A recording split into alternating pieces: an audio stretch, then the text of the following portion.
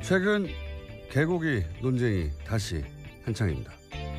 개인적으로 개를 키우게 된 이후 더 이상 개고기를 먹지 않게 된 사람 중 하나로 개고기 반대론 진영의 비위생적 축산 환경, 비윤리적 도축 과정에 대한 지적 크게 공감합니다. 그런데 개고기를 육류로 소비하지 않는 사회가 되기를 바라는 사람 중 하나임에도 여전히 동의가 되지 않는 주장들도 있습니다. 예를 들어서 해외에서 야만적이라 비난한다. 개는 특별해서 애초부터 식용이 아니다. 그런가요? 식문화는 그 지역 자연과 환경 하에서 사람이 적응해가면서 오랜 세월 자연스럽게 만들어진 거죠. 더 우월할 것도 더 부끄러울 것도 없는 거 아닙니까?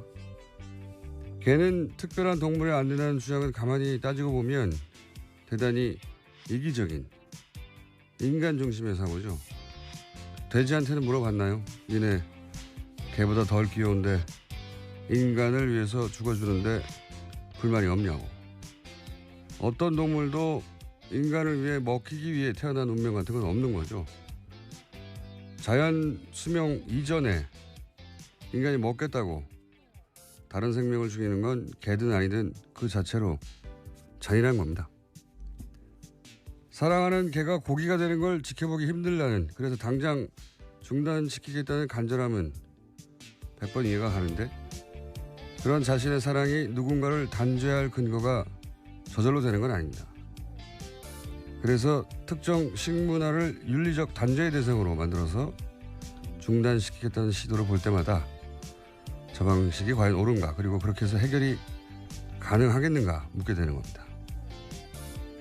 초복의 김어준 생각이었습니다. 네, 고시당 드십니까? 아니, 먹지 않습니다. 저는 먹었었는데 개를 기른 후에는 안 먹어요. 예. 개를 기르다 보니까 개고기 반대론 자들의 어떤 절박한 주장을 매우 이해가 됩니다. 예. 근데 이제 대체적인 그 논리 전개가 뭐 공감 가는 분들도 있겠지만 개인적으로는 저는 아쉬움이 많거든요. 예. 그래서 얘기를 해봤는데, 개고기 먹는 사람들은 이제 야만인 내지는 뭐 국제적 기준에 부합하지 않는 비문명인 혹은 뭐 개를 도축하고 사고 파는 사람들을 이제 굉장히 도덕적이지 않은 개 백정, 예. 그렇게 공격하거든요. 근데 식문화가 이렇게 윤리적인 공격의 대상이 되어서 그렇게 그 식문화를 단절시킬 수 있겠는가. 그런 저의 문제의식인데, 왜냐하면 내가 너보다 도덕적으로 더 우월한 포지션에 가서 계몽하고 설교하고 해가지고 어떤 문화가 단숨에 바뀌는 건 일어나지 않거든요. 예, 굉장히 종교적인 시도고, 나는 넌 좀 좋은 놈인데 넌 나쁜 놈이야 이렇게 외치는 강도만큼 딱 그만큼 반감이 또 강해져서 돌아와요. 그러니까 어떻게 해결해야 될까요? 각자 취향을 존중하되 육식 문화에 대해서는 한번 성찰해 보는 게, 물론 공장장은 동의하지 않으시겠지만. 아니 이제 저는 채식, 그러니까 모든 동물의 도축에 반대하고, 그리고 채식을 주장하는 분들에 대해서는 그건 존중해요, 그 자체로. 예, 그건. 근데 이제 특별히 이 동물은 안 된다. 이게, 그리고 이제 그 동물이 안 된다는 이유가 이런 식의 야만적이거나 어떤 특정 식문화를 막 공격해가지고 비윤리적인 걸로 만들어서는 오랫동안 해오는 게 단절이 안 된다는 겁니다, 절대. 그래서 제 생각인데, 이게 더 엄격한 축산 환경, 더 엄격한 도축 기준, 그리고 그 기준에 미달하면 엄격하게 처벌하고 시장 진입을 굉장히 어렵게 만드는 거죠.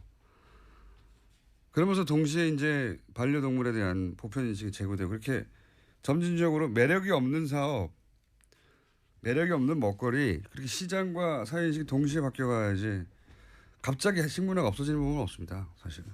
육식에 대한 남다른 성찰을 지금 보여주고 계십니다. 왜냐하면 제 기억으로는 몇십 년간 이 논쟁을 지켜본 것 같은데 전혀 진도가 안 나가는 것 같아서, 왜 진도가 안 나가는지 가장 진도를 뽑고 싶어하는 분들이 잘 모르는 것 같아서 한마디 보태둡니다. 예.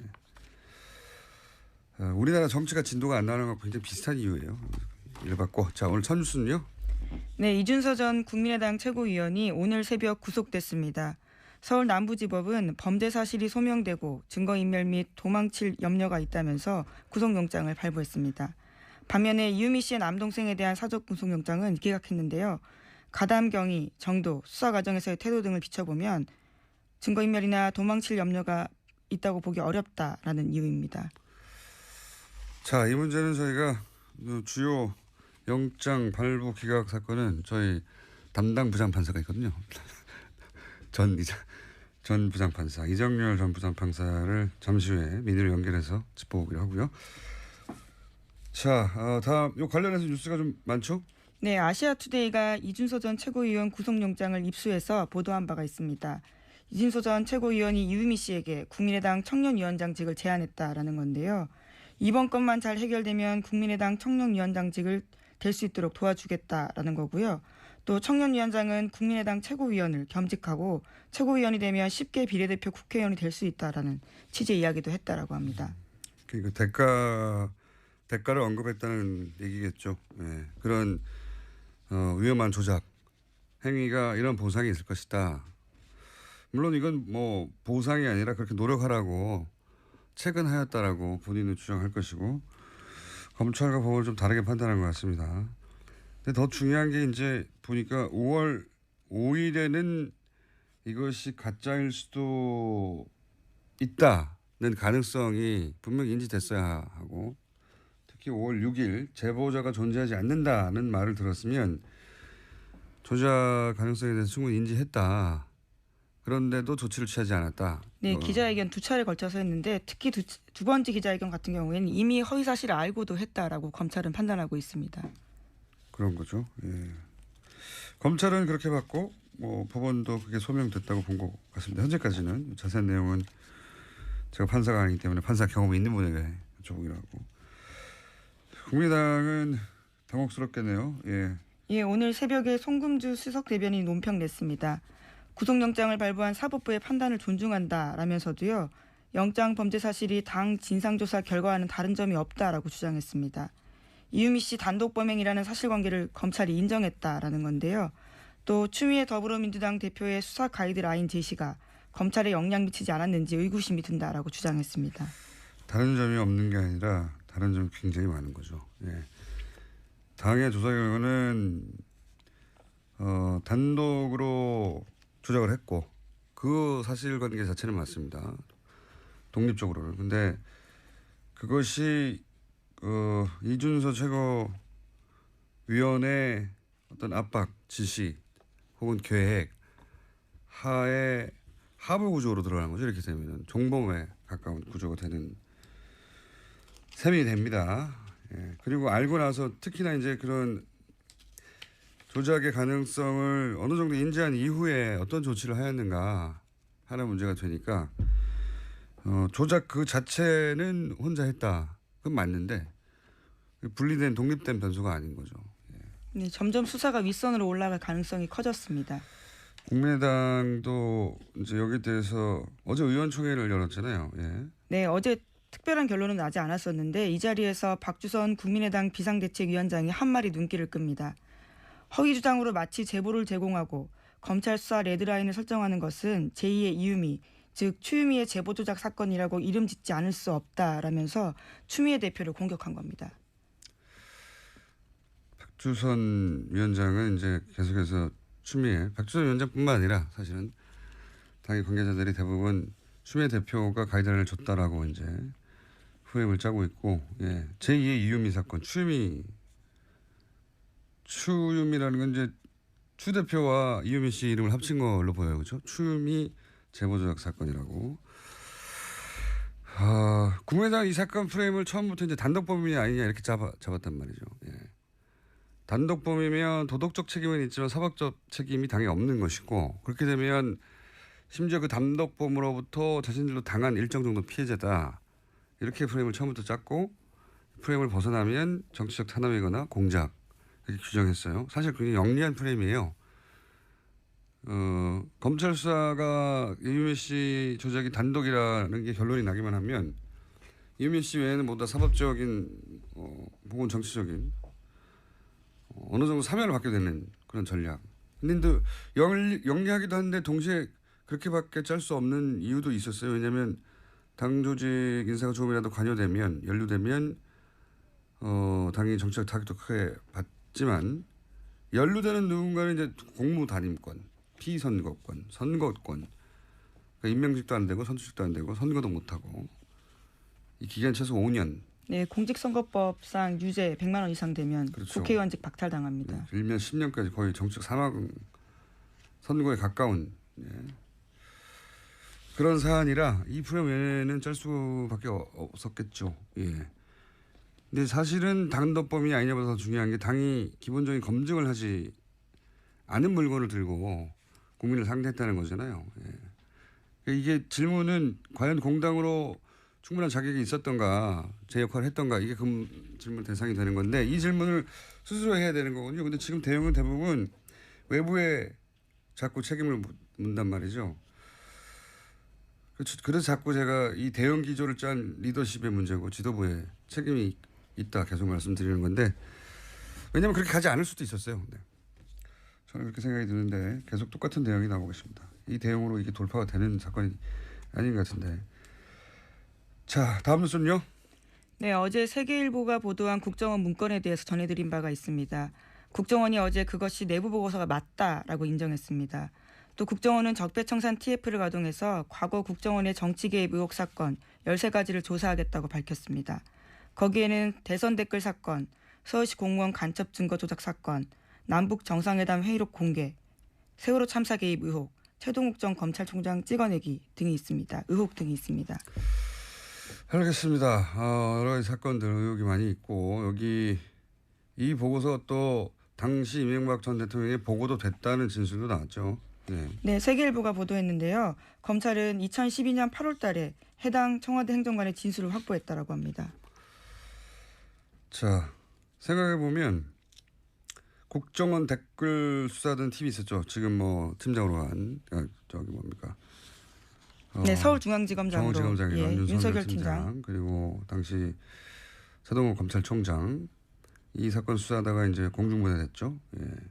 근데 이 댓글을 수사하던 수사팀은 정작 이런 문건이 검찰 내에 존재했음에도 불구하고 몰랐어요. 이 사람들에게 검찰이 당연히 제공했을 것 같은데 검찰 내부에 아니라 이 팀이 정말로 고립된 채 움직였다는 거죠. 예. 네, 700건이나 이상이 있었다고 하는데 문건이 전혀 몰랐다라고 합니다. 검찰이 이 문서를 이미 갖고 있었다는 겁니다. 그 당시에도. 그런데 관련 사건을 수사하는 수사팀에도 제공해 주지 않았다는 거죠. 예. 그래서 그 팀은 이제 공중분해가 됐고. 다음 뉴스는요. 네, 이러한 사실이 알려지자 이명박 전 대통령 쪽에서는 다 끝난 일인데 끄집어내는 의도가 뭐냐라는 발언을 하고 있다고 합니다. 그렇게 얘기해야 되겠죠. 예.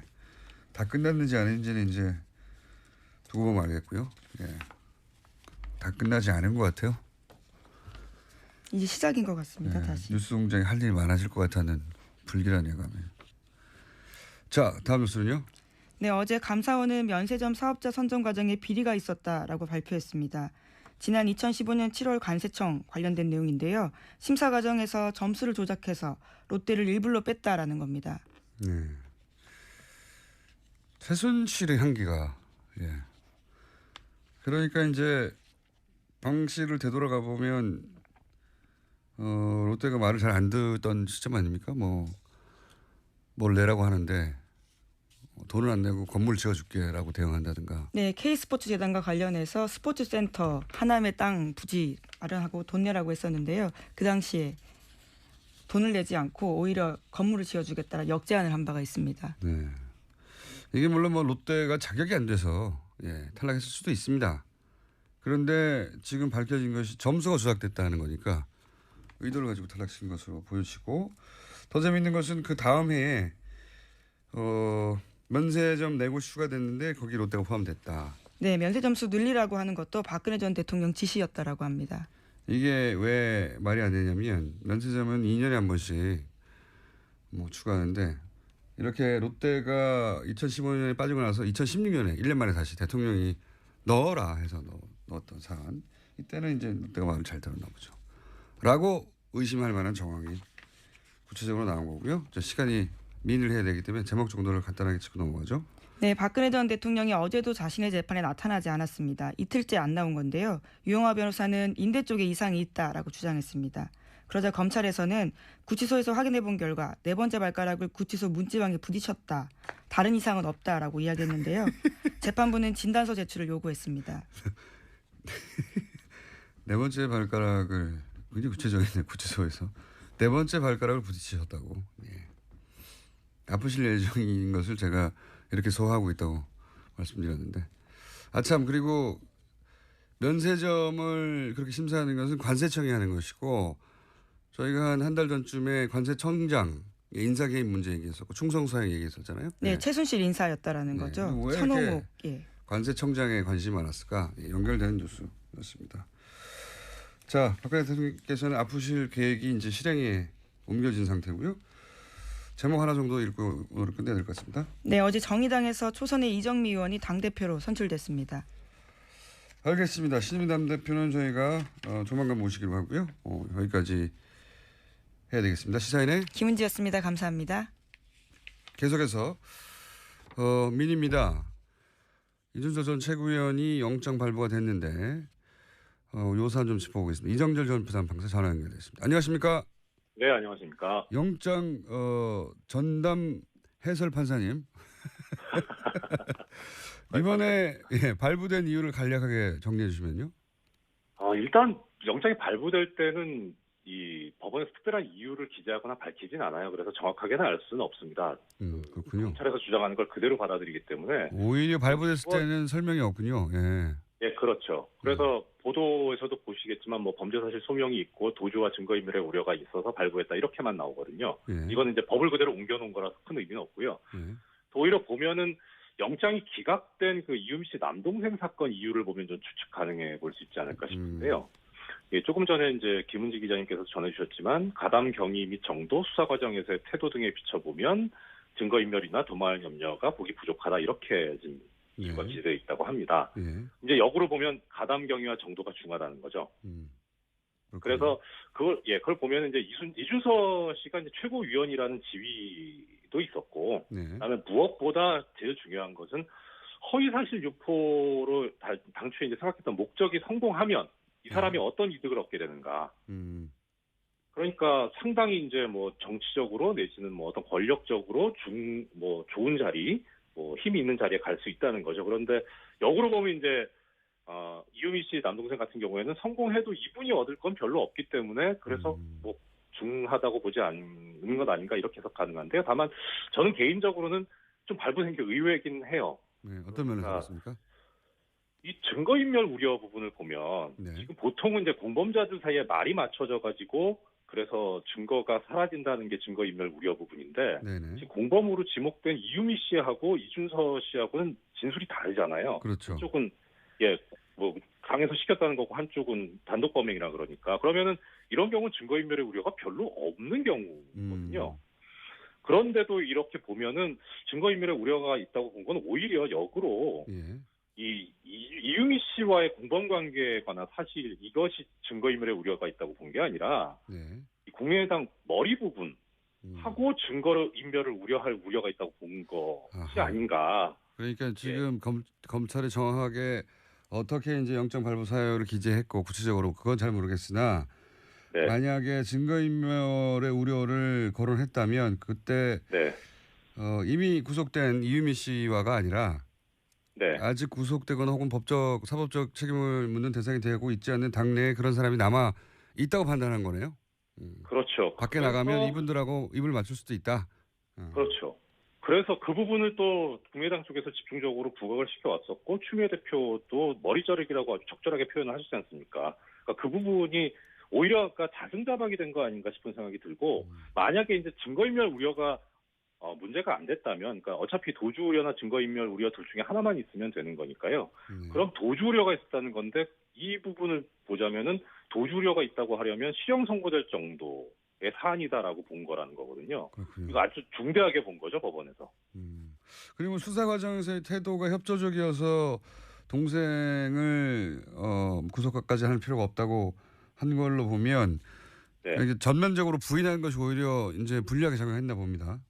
그러니까 부인하더라도 어느 정도 합리적이면 법원에서 이제 방어권 보장을 위해서 부족할 사유가 상당성이 부족하다 이렇게 판시를 하는데 부인을 해도 뭐 좀 합리적이지 않게 한 것이 아닌가. 그래서 방어권 보장의 이익보다는 구금하는 것이 훨씬 더 공익적인 이익이 크다라고 재판부에서 판단한 것 같습니다. 그렇군요. 역시 판사님 출신이라 명쾌하게 해설을 해주시는군요. 고맙습니다. 예, 전문 분야인데 이 정도 해주셔야죠. 예, 평생 하셨는데. 그런데 이건 어떻습니까? 만약 이제 이렇게 되면 이제 공범을 찾게 되는 나머지 수사가 그쪽으로 가야 될 것 같지 않습니까? 근데 원칙적으로 예. 그런데 이제 궁금한 것은 만약에 지금 이제 공명선거 추진위원단의 부단장이라든가 또는 거기 계셨던 분들이 직접적인 이제 대상이 될 텐데 그분들도 당연히 전면적으로 부인할 거 아니겠습니까? 그렇죠. 예. 이거를 유지해야 하겠죠. 당연히 전면적으로 부인할 것이고 본인들은 몰랐다라는 조작 사실 전혀 몰랐다라고 주장하실 것이고 그게 사실일 수도 물론 있고요. 뭐 검찰의 수사 결과 아닐 수도 있기도 한데 지금 이렇게 구속된 정도라면 어떻게 전망하십니까?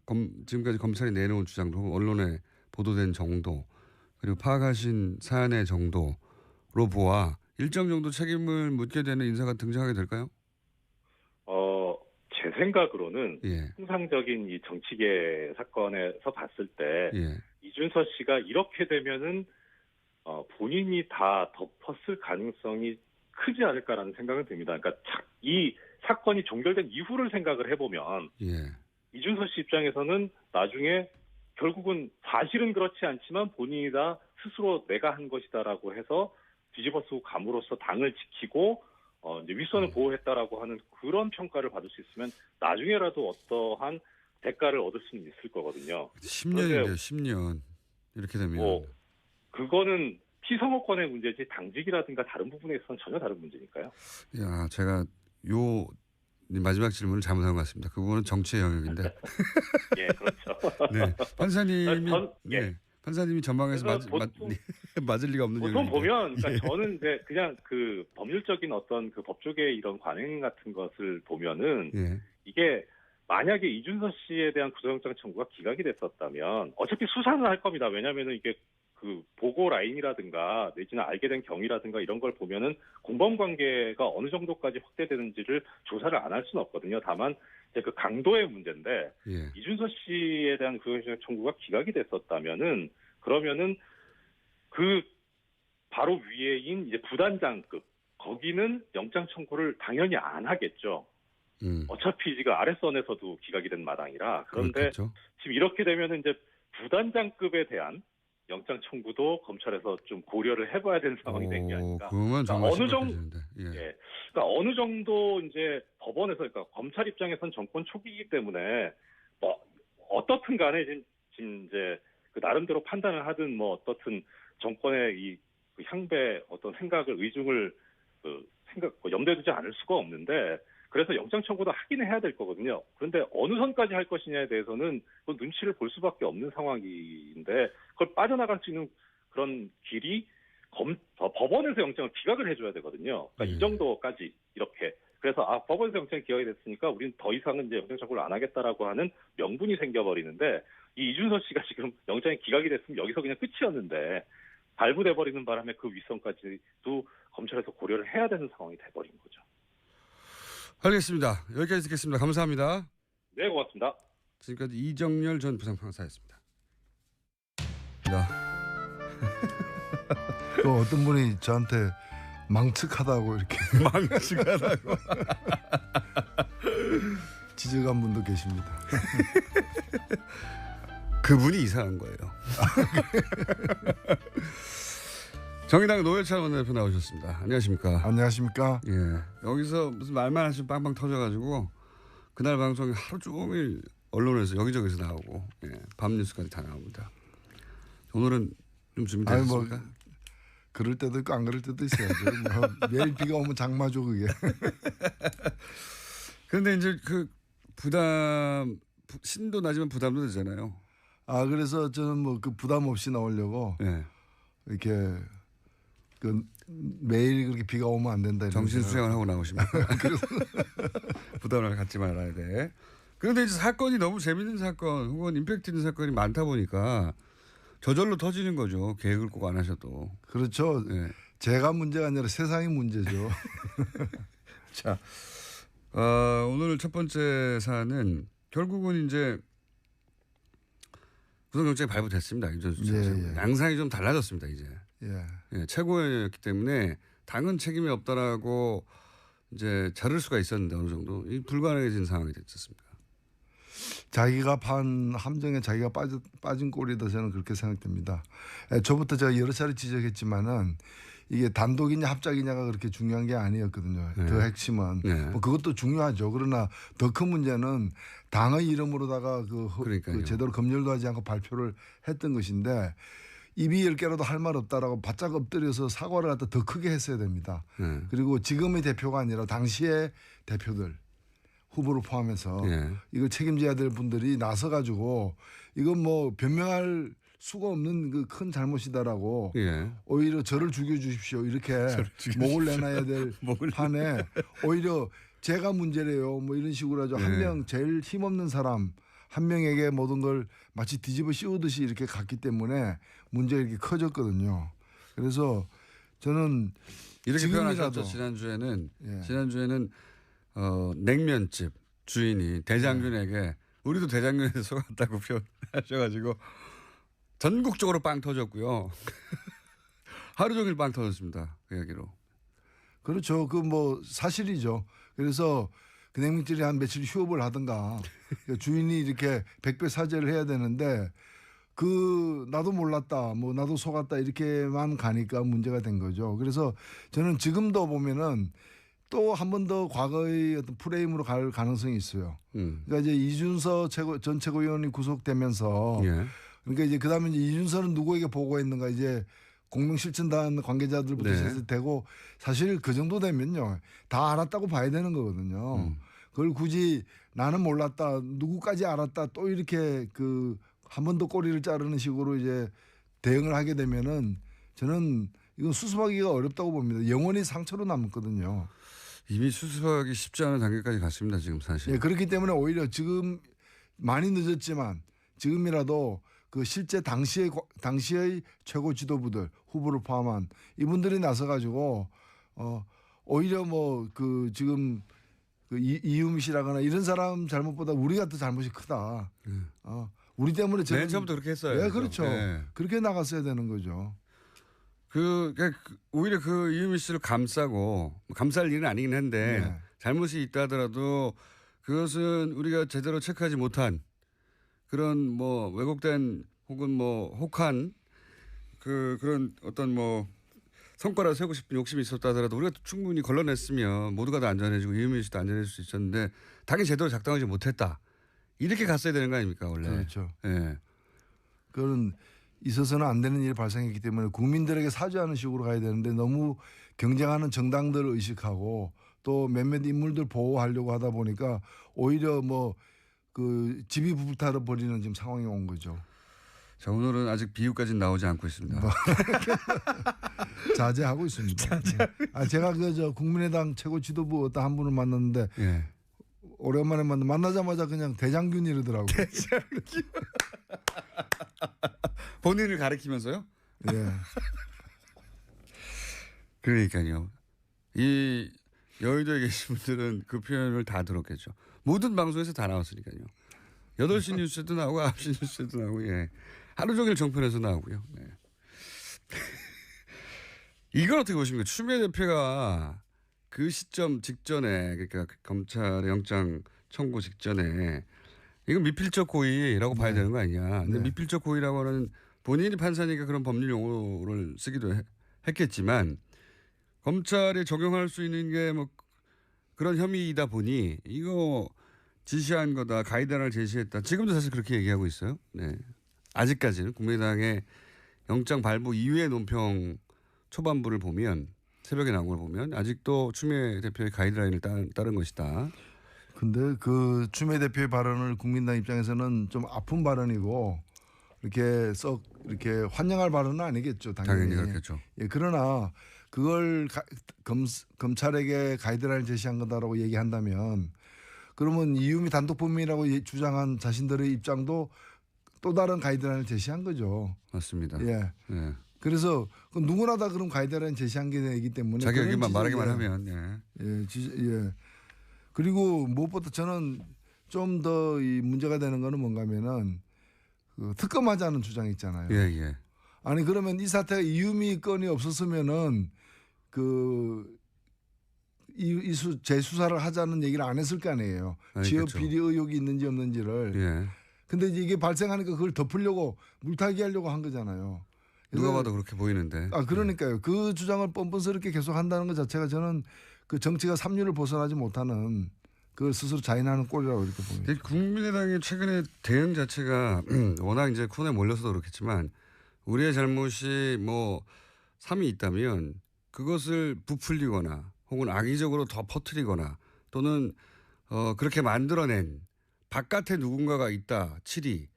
이 방식으로 계속 대응하고 있단 말이죠. 이현주 의원도 그 발언을 사과를 하지만 이게 사실은 사적 대화에 불과했는데 SBS를 규탄한다. 꼭 이렇게 뒤에 큰 토가 달려요. 이 대응 방식 계속 근데 그게 반복되는데. 상식적으로 국민의 눈으로 납득이 되면 괜찮은데 전혀 납득될 수 없는 거죠. 예를 들면은 조금 전에도 이제 그 특검하자는 주장은 말이죠. 너 소매치기가 이제 돈을 훔쳤어. 네. 그러니까 소매치기를 이제 잡아가지고 이 사람이 제 돈을 훔쳤어요. 이러니까 소매치기 하는 말이 그 돈은 어디서 났는지 조사해 봅시다. 뭐 이런 거 있잖아. 그 돈은 정당하게 번 돈인지. 그 지갑에 있는 당신의 그 돈은 아니 자기가 소매치기 있으면 그걸로 벌 받아야지. 당신 돈은 저 정당하게 번 돈인지 그것도 함께 조사합시다. 특검을 합시다. 그것도 특검으로. 그렇지. 경찰서는 안 되겠는데. 안 되지. 이건 특검에 가야 될 건입니다. 뭐 이렇게 얘기하는 거고 특검에 안 가려면 둘 다 그냥 풀어주세요. 그러니까. 그런 거지. 이게 되게 순간적으로 나오죠 이게. 안철수 이런 와중에 아주 재밌는 뭐 해프닝이지만 안철수 전 대표가 속초 맛집에서 발견되는 바람에 이게 또 크게 화제가 됐습니다. 요즘은 정말 숨을 수가 없어요. 그렇죠. 그럼 뭐 그거야 크게 다들 지역 경제 활성화 경제 활성화, 지방 경제 활성화를 위해서 노력하고 있는 거죠. 저도 탓할 생각은 없죠. 뭐 그렇다고 집 안에서 가만히 있어야 됩니까? 근데 재밌는 것은 안철수 전 대표는 누구도 어딘지 모르는 것처럼 이야기가 되어 왔는데 그냥 일반인들이 손쉽게 이렇게 밥집에서 발견했다는 게 전 재밌습니다. 그렇죠. 식사를 하셔야 되니까. 예. IT의 문제죠. IT의 문제죠. 이거 어떻게 보십니까? 저는 이제 검찰에 이제 이준서 전 최고위원을 이제 구속을 했기 때문에 이제 마지막 타이밍이라고 생각들어요. 저는 사실 개인적으로 안철수 그 전 후보가 이걸 보고받고 계속 파헤쳐라 뭐 이런 식으로 그거 알고서 지시했다고 전혀 생각하지 않습니다. 그럼에도 불구하고 당시 후보였고 또 후보를 위해서 한 일들이잖아요. 본인들이 영입한 사람들이고 본인의 라인이라고 하는 사람들이고요. 그렇죠. 그렇기 때문에 이 부분에 관해서는 일단은 본인이 대승적으로 가장 큰 책임이 있다라고 이렇게 국민들에게 사죄를 하는 그 사람들이 본인을 위해서 한 거고요. 그 혜택이 돌아온다면 본인에게 가장 크게 돌아오는 거고요. 그렇죠. 사실은 뭐라 이렇게 타이밍을 잃긴 잃은 것 같습니다. 그죠? 그래도 뭐 지금이라도 지금 마지막 저는 타이밍이라 생각되고 그 국민들에게 좀 이렇게 여기에 대해서 가장 큰 책임은 나에게 있다. 모든 사람이 나를 위해서 한 일이니까 용서해달라. 뭐 용서가 안 되겠지만 이런 식으로 좀 자세를 취할 필요가 있다고 봅니다. 진작에 했어야 될 것 같은데 점점 시간이 지나면 지날수록 더 강한 표현이 필요할 텐데 문자가 많이 옵니다. 그중에서 웃겨서 운전하다가 사고 날 것 같으니까 노회찬 의원은 비유를 자제해 주십시오. 명심하겠습니다. 그리고 자유한국당도 사정이 참 안 좋습니다. 요즘. 원래 이제 야당이 대선처럼 큰 선거 지고 나면 속사정이 좋을 리가 없는데 그런데 그걸 감안하더라도 사정이 좀 많이 안 좋아요. 대표가 새로 뽑혔는데도 불구하고 원내대표하고 각이 계속 쓰고 있고요. 예. 그리고 이제 혁신을 하겠다면서 이제 외부 인사를 영입했는데 박근혜 전 대통령은 정치보복을 당한 것이다. 라는 입장을 가진 유석춘 위원장이 들어오셨어요. 혁신하고 정반대로 가고 있는 거죠. 사실 혁신이란 거는 말 그대로 껍데기를 벗겨서 새로 태어나는 걸 얘기하는 거니까 반드시 고통이 따를 수밖에 없고 그 고통을 감내하겠다, 감수하겠다라는 의지의 표현이 이제 혁신이거든요. 근데 지금 보면은 이분은 보수의 혁신, 보수는 지금보다 더 아파해야 된다. 아픔을 통해서 새롭게 태어나는 이 길을 걷는 게 아니라 그 보수의 아픔을 갖다 보수의 모르핀이에요. 그러니까 박근혜는 억울하게 잡혔다. 이게 자신들이 잘못한 게 아니라 자기들은 계속해서 억울하게 지금 당하고 있다. 그런 근거와 또는 그런 어떤 철학을 계속해서 주입시키는 그 보수의 어떤 마약 같은 그런 이제 역할을 하기 때문에 이거는 여기서는 혁신이 있을 수가 없는 거죠.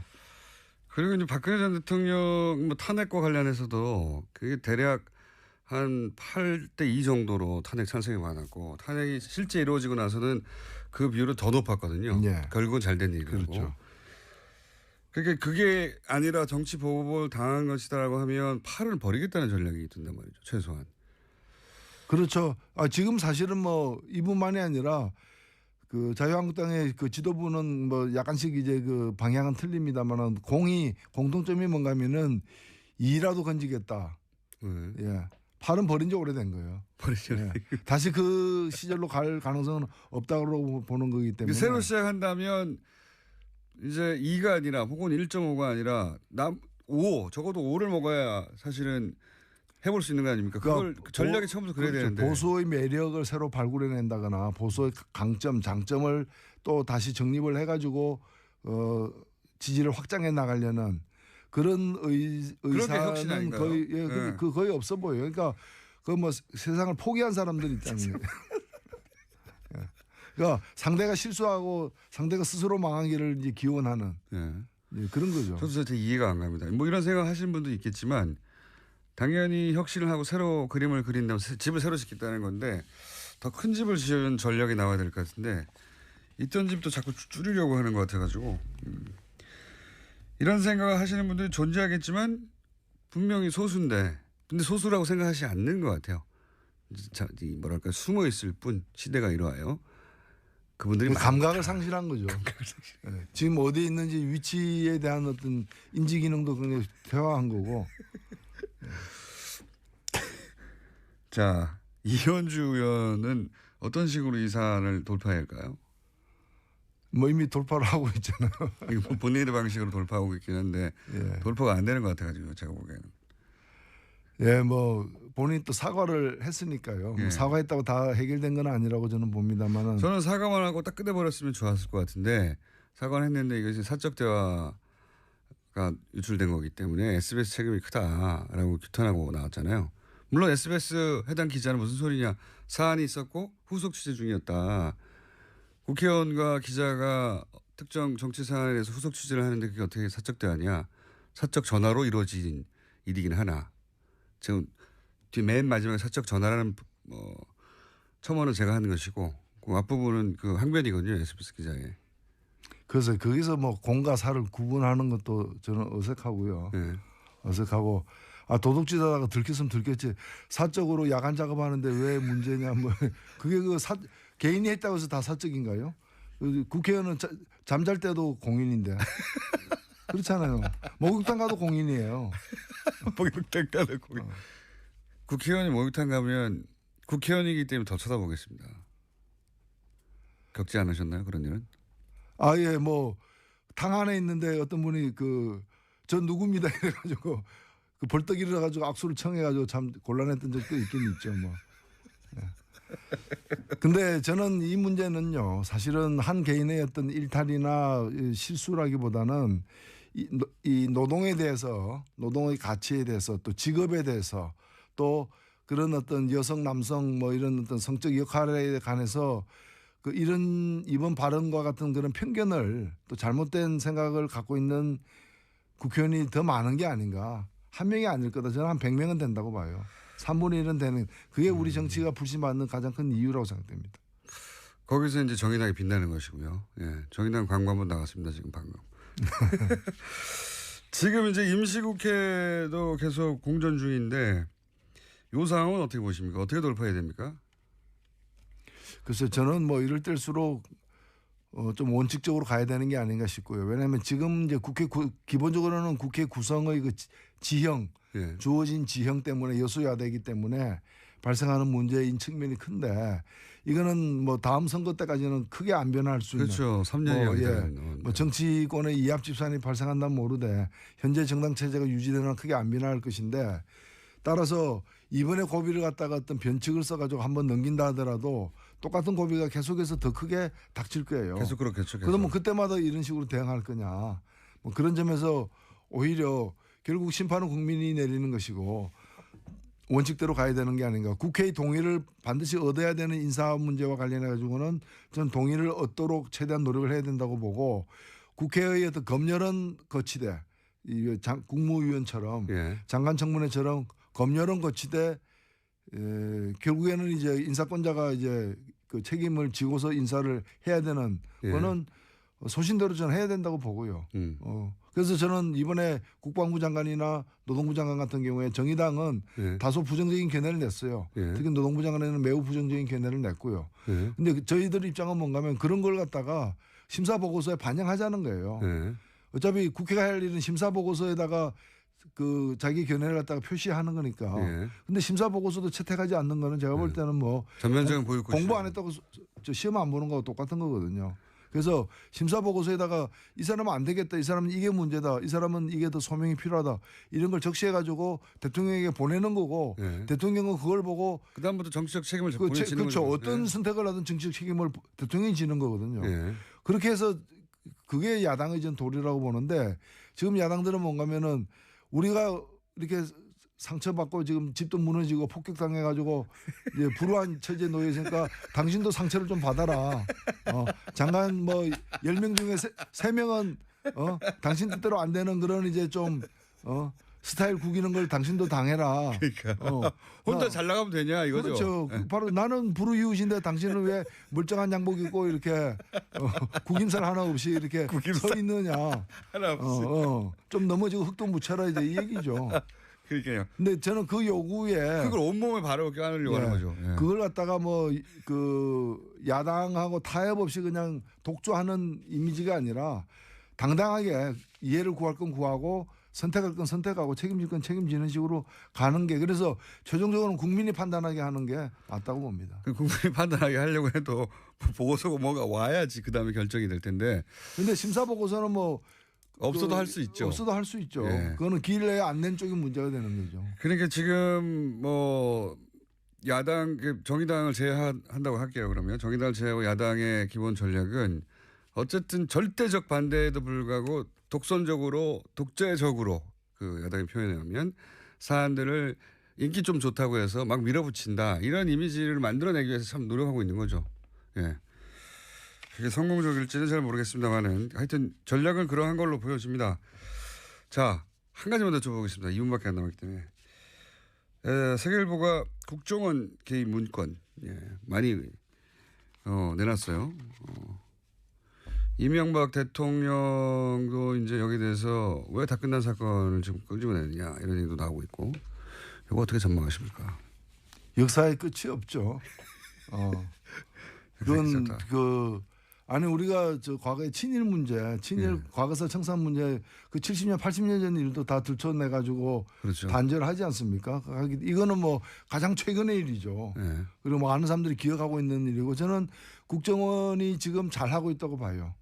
국정원이 정말 크게 이렇게 요란스럽지 않게 자기 할 일을 갖다가 이렇게 공론화 시켜가지고 그 내에서도 논의를 통해 가지고 무엇이 조사돼야 되는가에 대해서 내부적 공감대를 갖다 구축하면서 그 일단은 그 아젠다를 갖다 설정을 하고 그걸 이제 나름대로 계획을 가지고 추진하는 그리고 저는 어찌 보면 국정원에게 주어진 마지막 기회다라고도 보여집니다. 국정원이 타의에 의해서 외부의 칼에 의해서가 아니라 스스로의 노력에 의해서 이런 그 어찌 보면 국가의 국가에 위해를 가했던 일들 아닙니까? 그렇죠. 예. 맞습니다. 이제 그 일들을 갖다가 스스로 이렇게 참여의 심정으로다가 그 해내는 저는 이런 일들이 국정원만이 아니라 검찰도 해야 돼요 사실은. 법무부 검찰도 스스로 해야 되고 특히 법원도 대법원도 스스로 해야 될 일들이에요. 법원, 법원은 정말 누구도 건들지 않는 영역이거든요. 최근에 들어서는 정치권도 꼭 사법부의 판단은 존중한다고 표현해 버려요.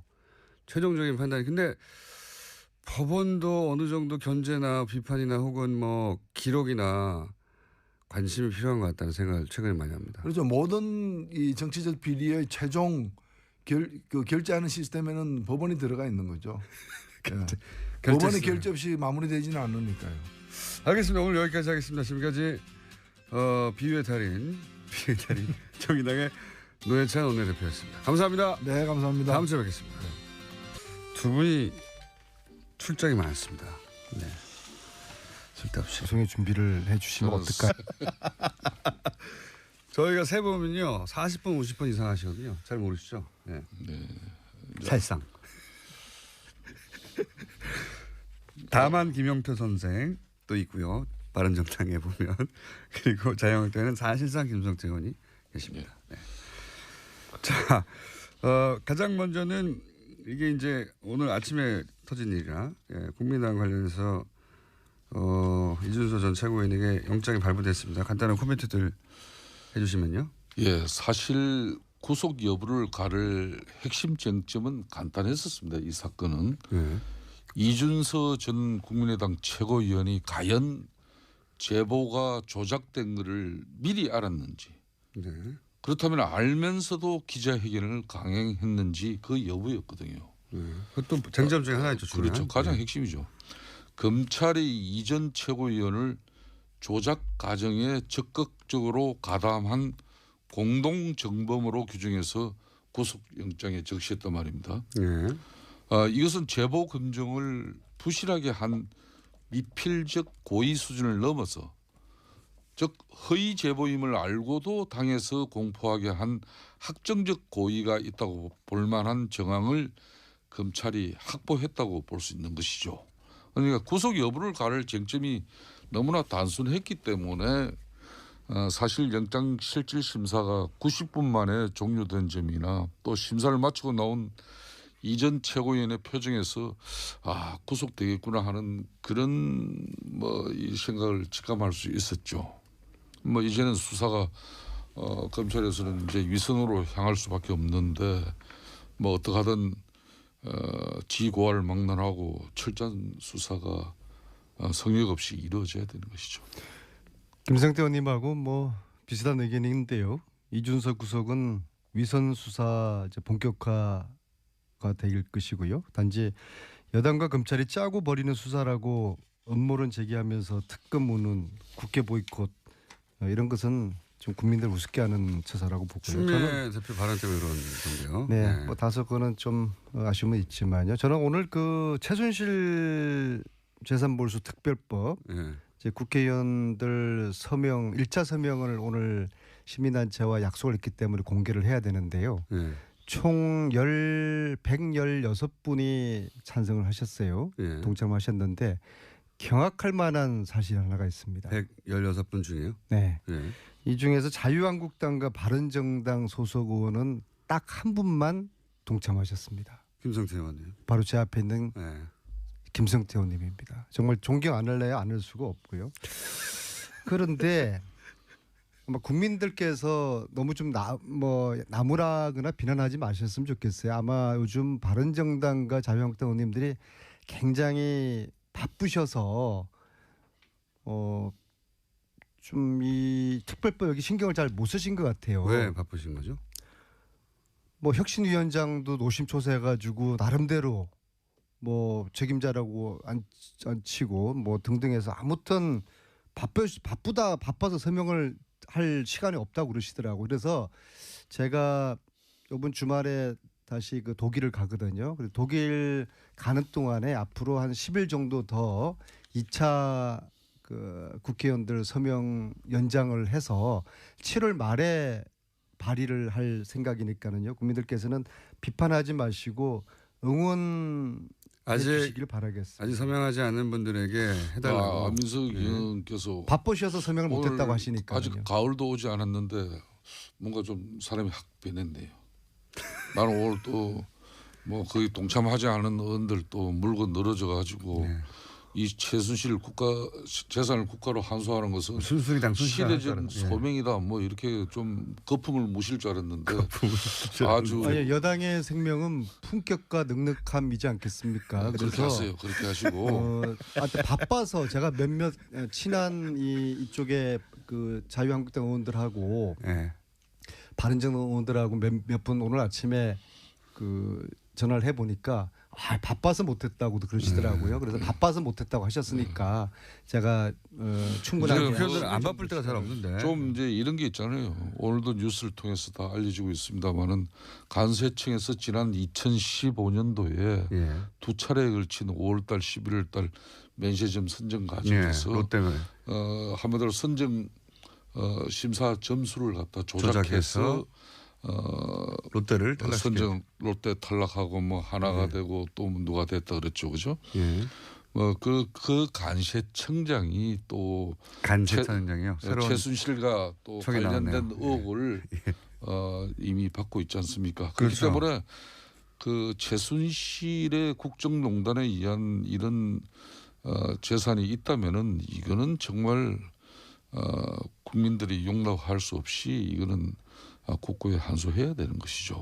이런 국가적 분행을 이렇게 초래한 장본인의 재산을 그대로 어떻게 온전하게 유지할 수 있도록 합니까? 고민이 한 가지가 있어요. 시민단체에서는 오늘 1차 명단을 공개를 하라는 거예요. 116명 명단이요. 네.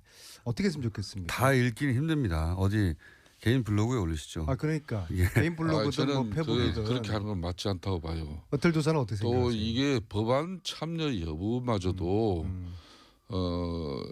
국민 여론에 의해 가지고 여론의 문매를 받고 억지로 또 거기에 동참 참여를 그래서 고민인데요. 어떨도사는 어떻게 생각하세요?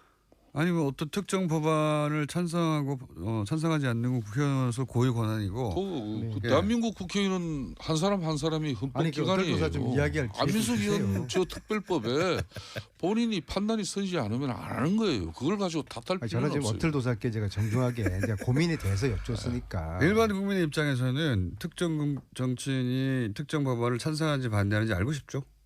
그럼 공개할까요? 그래서는 당연히 일반 국민들은 공개하기를 원하는데 국회의원들은 이제 내가 특정한 법안에 찬성하고 반대하는 걸 밝히고 싶지 않은 부분도 있을 수 있죠. 그래서 어떻게 하라고요? 공개하라고요.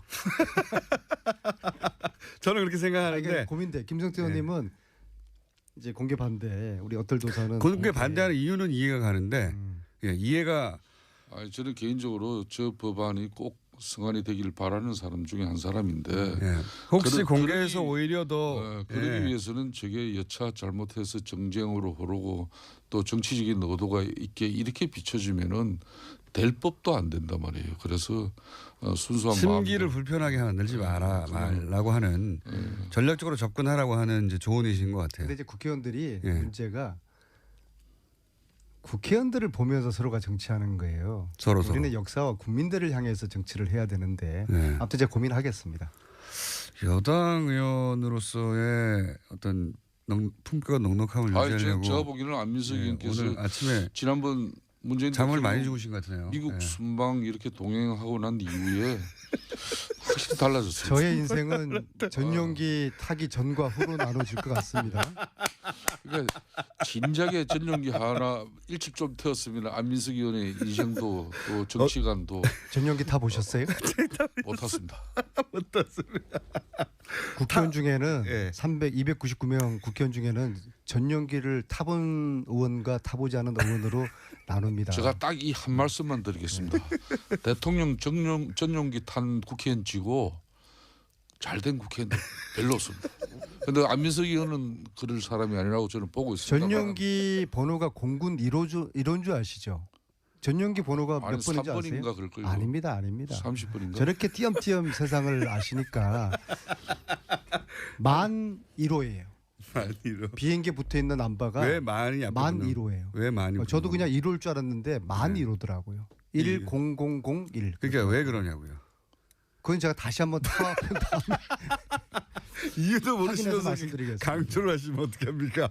아, 41호구나. 네. 이유가 뭐다. 이렇게 말씀하실 수 있어야 그 다시 한번 제가 그걸 주제로 공표하도록 거론하셔야 되는데 그냥 41호입니다 해놓고 이유는 모르시면은 저희랑 다를 바가 없지 않습니까? 이것만 아는 것만 하더라도 대단한 거죠. 타고났더니 뭐가 바뀌던가요?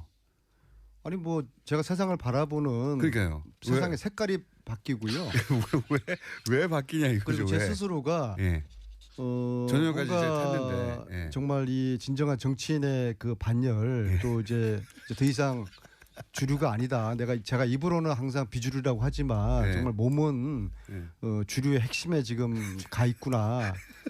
그래서 역사와 국민들에게 무거운 책임감 느끼면서 말 한마디 한마디 신중하게 여당원으로서 책임감 있는 정치를 해야 되겠다. 그리고 국회의원들 바라보고 정치 절대로 안 하겠다. 국민들을 향해서 정치하겠다. 그러면은 공개하셔야 되죠. 국회의원들 개개인은 불편할 수도 있습니다. 저걸 압박하는 거구나. 그래서 이제 김성태 의원님이 우려하시는 거죠. 오늘 아마 뉴스 공장 끝나면 지금 한번 댓글도 올라오잖아요. 그래서 제가 한번 쭉 여론을 일반 국민들 입장에서 알고 싶어요. 당연히. 그러니까 촛불민심과 최순실 국정농단의 가장 큰 수혜자는 역시 문재인 대통령입니다.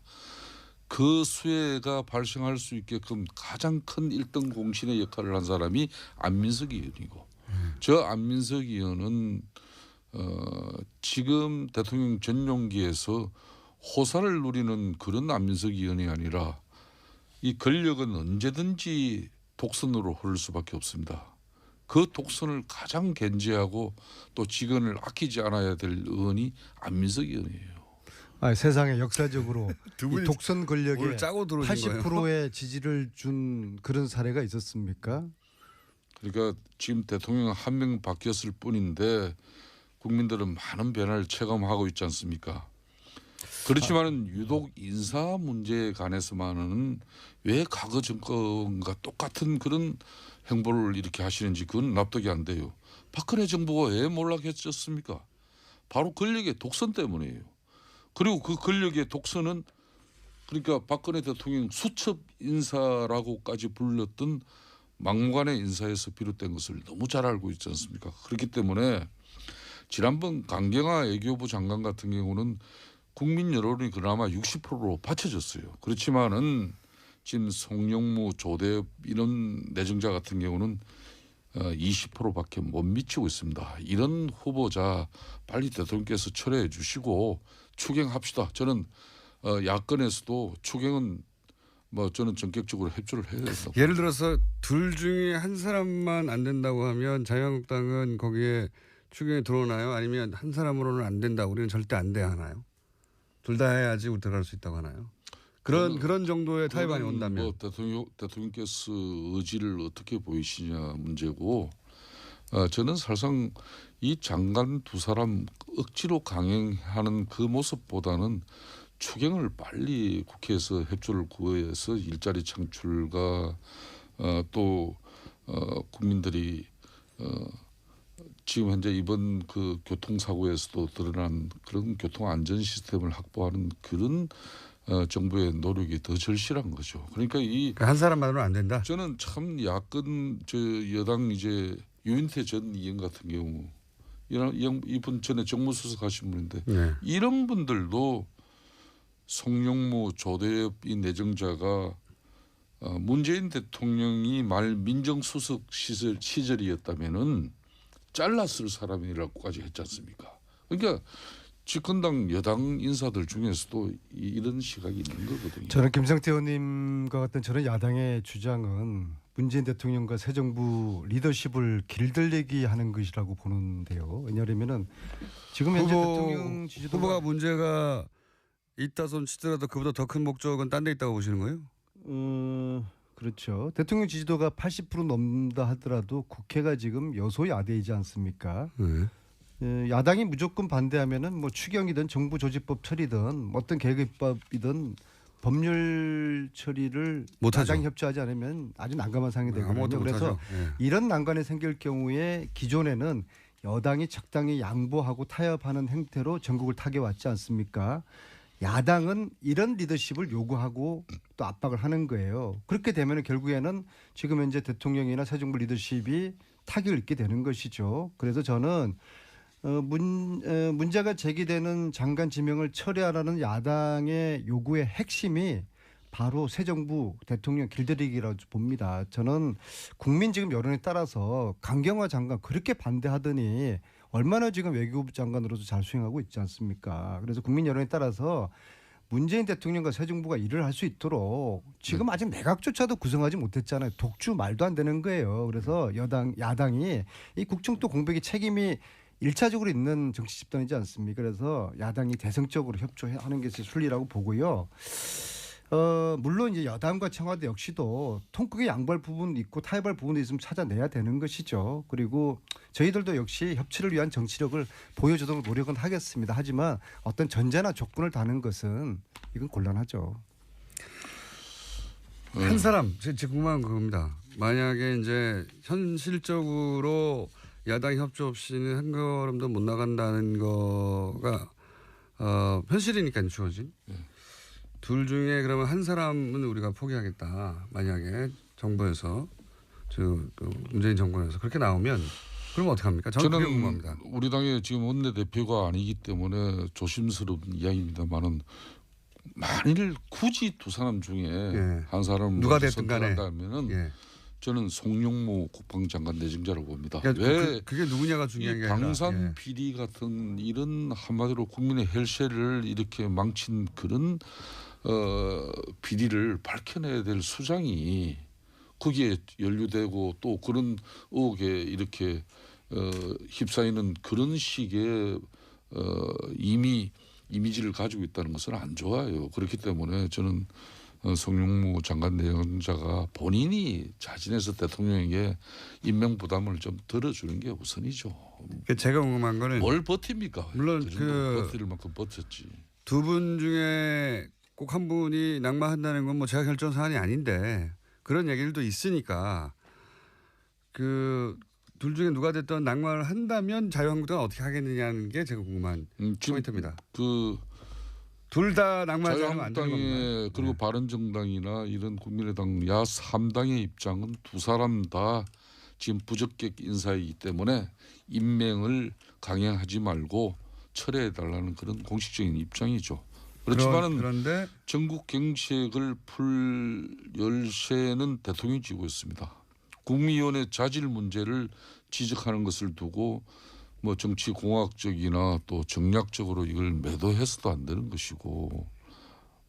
한 사람만 하면 어떻게 되냐 이거죠. 그러니까 왜 공장장은 언제부터 그 안 되는 사람 중에 한 사람까지 그렇게 꼭 배려하려고 그럽니까? 궁금한 겁니다. 그런 상황이 온다면 어떻게 할 건지. 제가 볼 때는 문재인 대통령의 이제 리더십의 특징 중에 하나가 야당을 존중을 하지만 국민이 더 우선이다 그런 생각을 가지신 것 같아요. 그래서 야당이 둘 중에 하나는 철회하라고 하지만 제가 생각할 때는 아마 대통령께서는 국민들을 바라보고 야당의 주장을 받아들이지 못한 아쉬움은 계시겠지만은 국민들을 바라보고서 아마 임명을 강행할 것으로 저는 예측을 합니다. 문성현 강경화 장관을 국민 바라보고 한 인사예요. 한 번, 두 번으로 쫓겨야지. 정의당 같은 경우는 이번 뭐 문재인 정권 들어서고 한 번도 대통령 뭐 인사에 대해서 협조하지 않은 적이 없어요.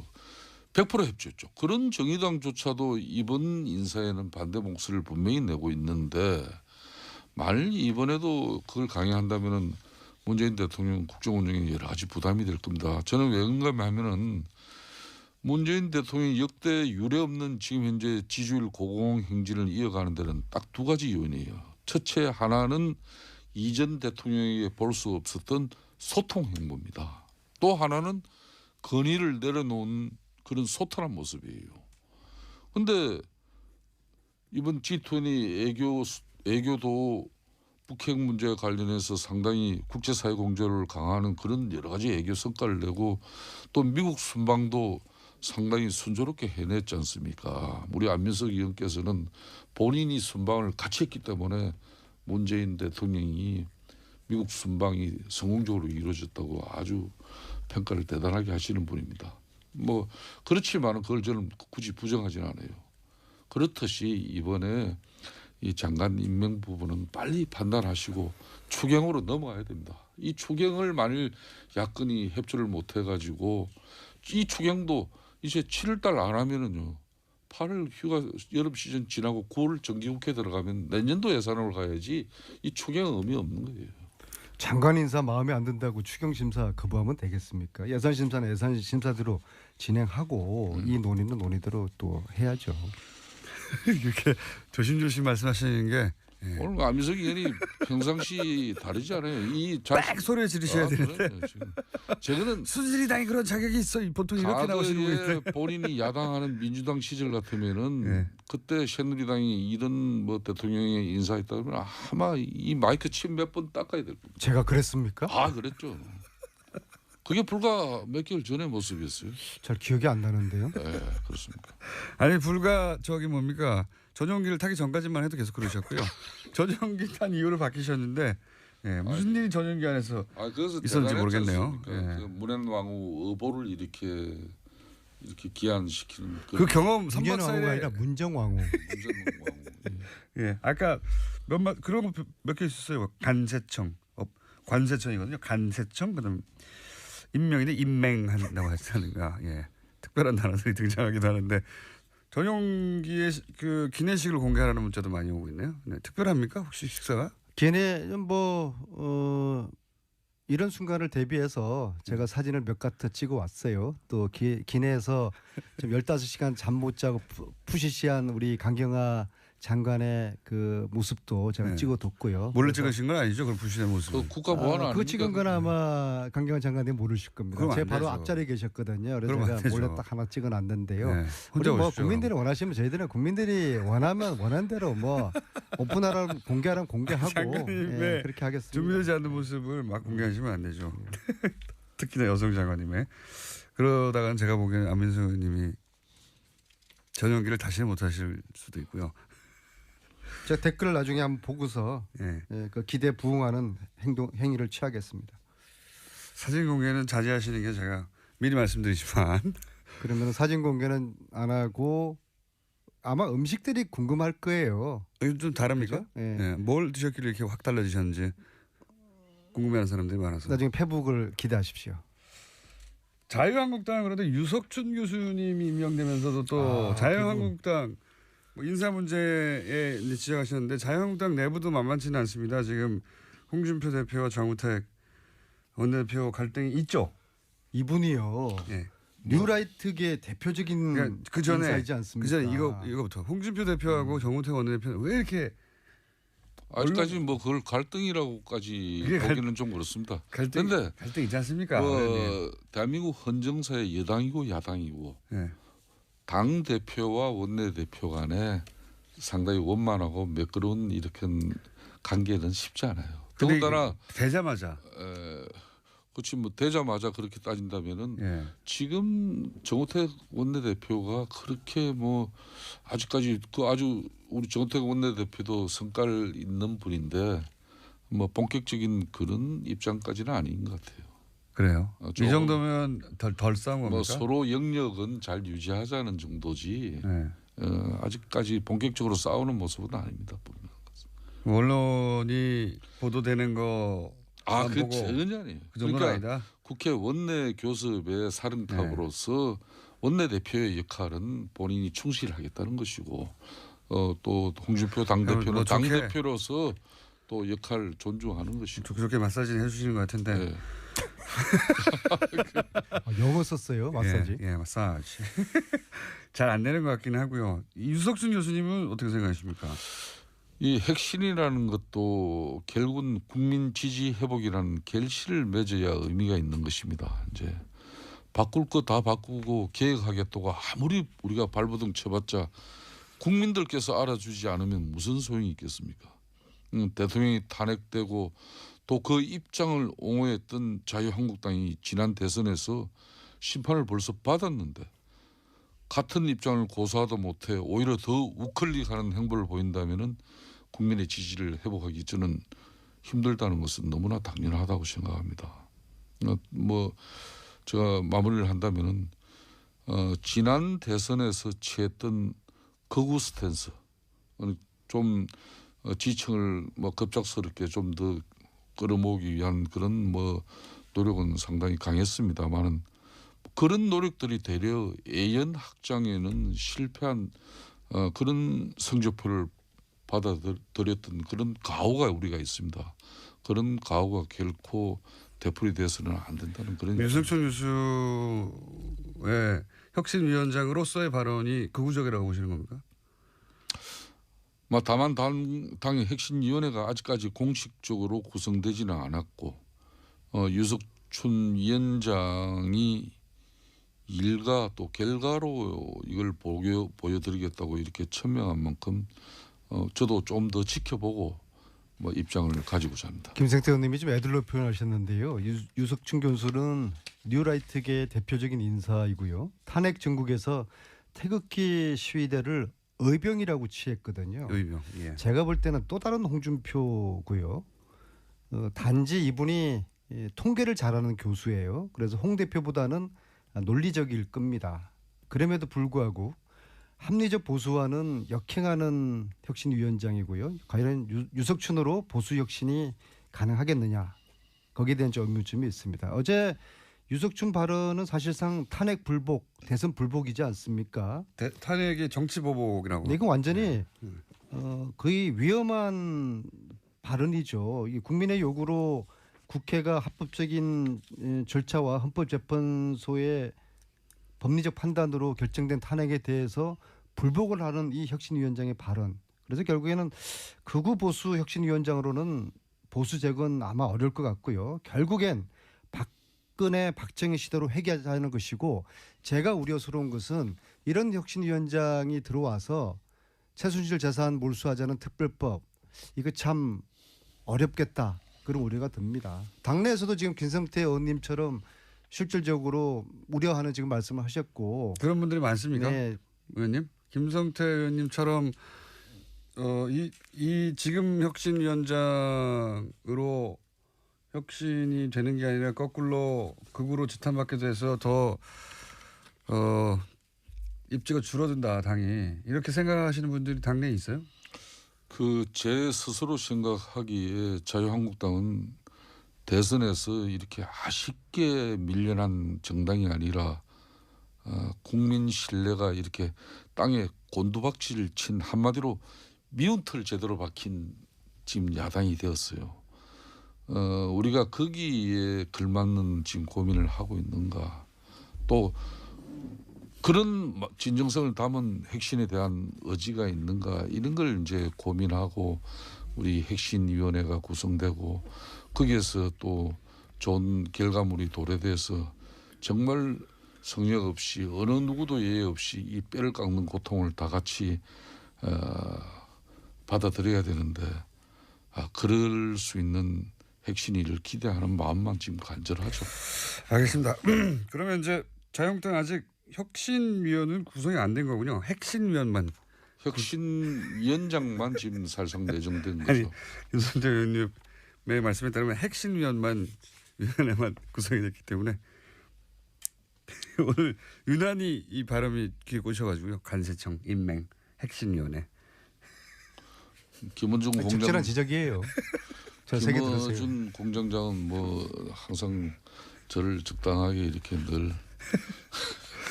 자, 다음 주는 안민석 의원님이 최순실과 재산 추적 목적으로 독일에 가시고, 김성태 의원님은 몽골 의회와 철도 협력 MOU 체결을 위해서 출장을 가시기 때문에 다음 주는 저희가 한 주 쉰다는 것을 미리 말씀드립니다. 자, 오늘 여기까지 하겠습니다. 김성태 의원님이 이제는 야당이어야 한다는 소책자를 스스로 만드셨는데 제가 이거 소개해드리려고 했는데 나중에 한번 소개 따로 드리겠습니다. 아주 재밌습니다. 네. 지금까지 더불어민주당 안민석 의원, 자유한국당 김성태 의원이었습니다. 감사합니다. 예, 감사합니다. 네, 좋은 하루 되세요. 예. 가끔씩 누리는 코너입니다. 항상 누리진 않고 가끔씩. 원정호 씨 나오셨습니다. 안녕하십니까. 안녕하세요. 자, 오늘 주제는 뭡니까? 예, 공장장님 선거 사범 되셨더라고요. 저기 국정원이요. 국정원 문건 네. 등장하는 예. 강력히 처벌해야 한다고. 이 자식을 없애버려야 한다는 식으로 적혀 있더군요. 그래서 그거 보고 저도 꽂혀가지고요. 예. 이번에 그 이야기와 그 이야기와 함께 보수의 아바타를 만들자는 주장이 있었죠. 그런 저희도 한번 브리핑에서 다뤘는데 네. 보수 파워 블로거를 만들자는 아니고 보수의 아바타를 만들자. 그러니까요. 예. 파워 아바타. 예. 그것도 파워 아바타. 그냥 아바타도 아니에요. 굉장히 낯선 개념이고요. 아니요.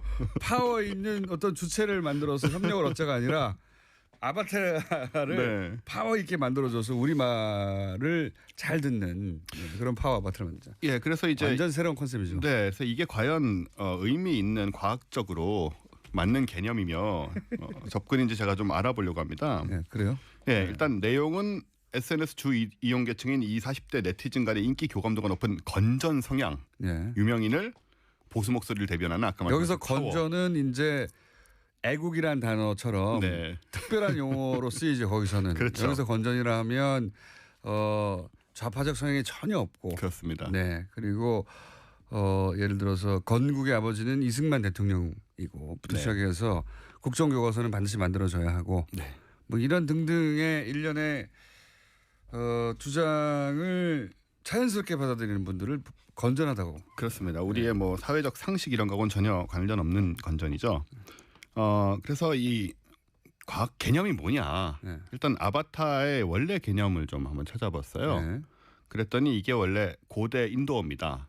산스크리트어. 그게 어렴풋이 알기로는 신을 대리하는 화신? 그렇습니다. 네. 원래 저기 하늘에 있어야 되는데 네. 지상에 내려와서 신을 대신하는 존재 네. 이런 거죠. 네. 그래서 뭐 신의 분신, 네. 하늘에서 내려온 자 이런 의미인데 이렇게 해석하면 근데 보수가 신이 되고 아바타는 그 분신이란 말인데 네. 일단 이거는 뭐 여러 가지로 안 맞는 것 같고요. 그래서 IT 용어로 요즘 많이 쓰이잖아요. 아이트로 그렇죠. IT 용어로. 네. 가상 캐릭터로 의미하지 못해요. 그렇죠. 네. 정확하게 이제 우리가 흔히 쓰는 IT 용어로 얘기를 하자면 이런 겁니다. 일단 영화를 생각해 보시면 아바타. 네. 영화 아바타가 있죠. 네. 거기서 실제 인간 유저는 기계 안에 누워 있어요. 게다가 이제 다리가 다리가 못 불편하신 쓰고. 분이고요. 네.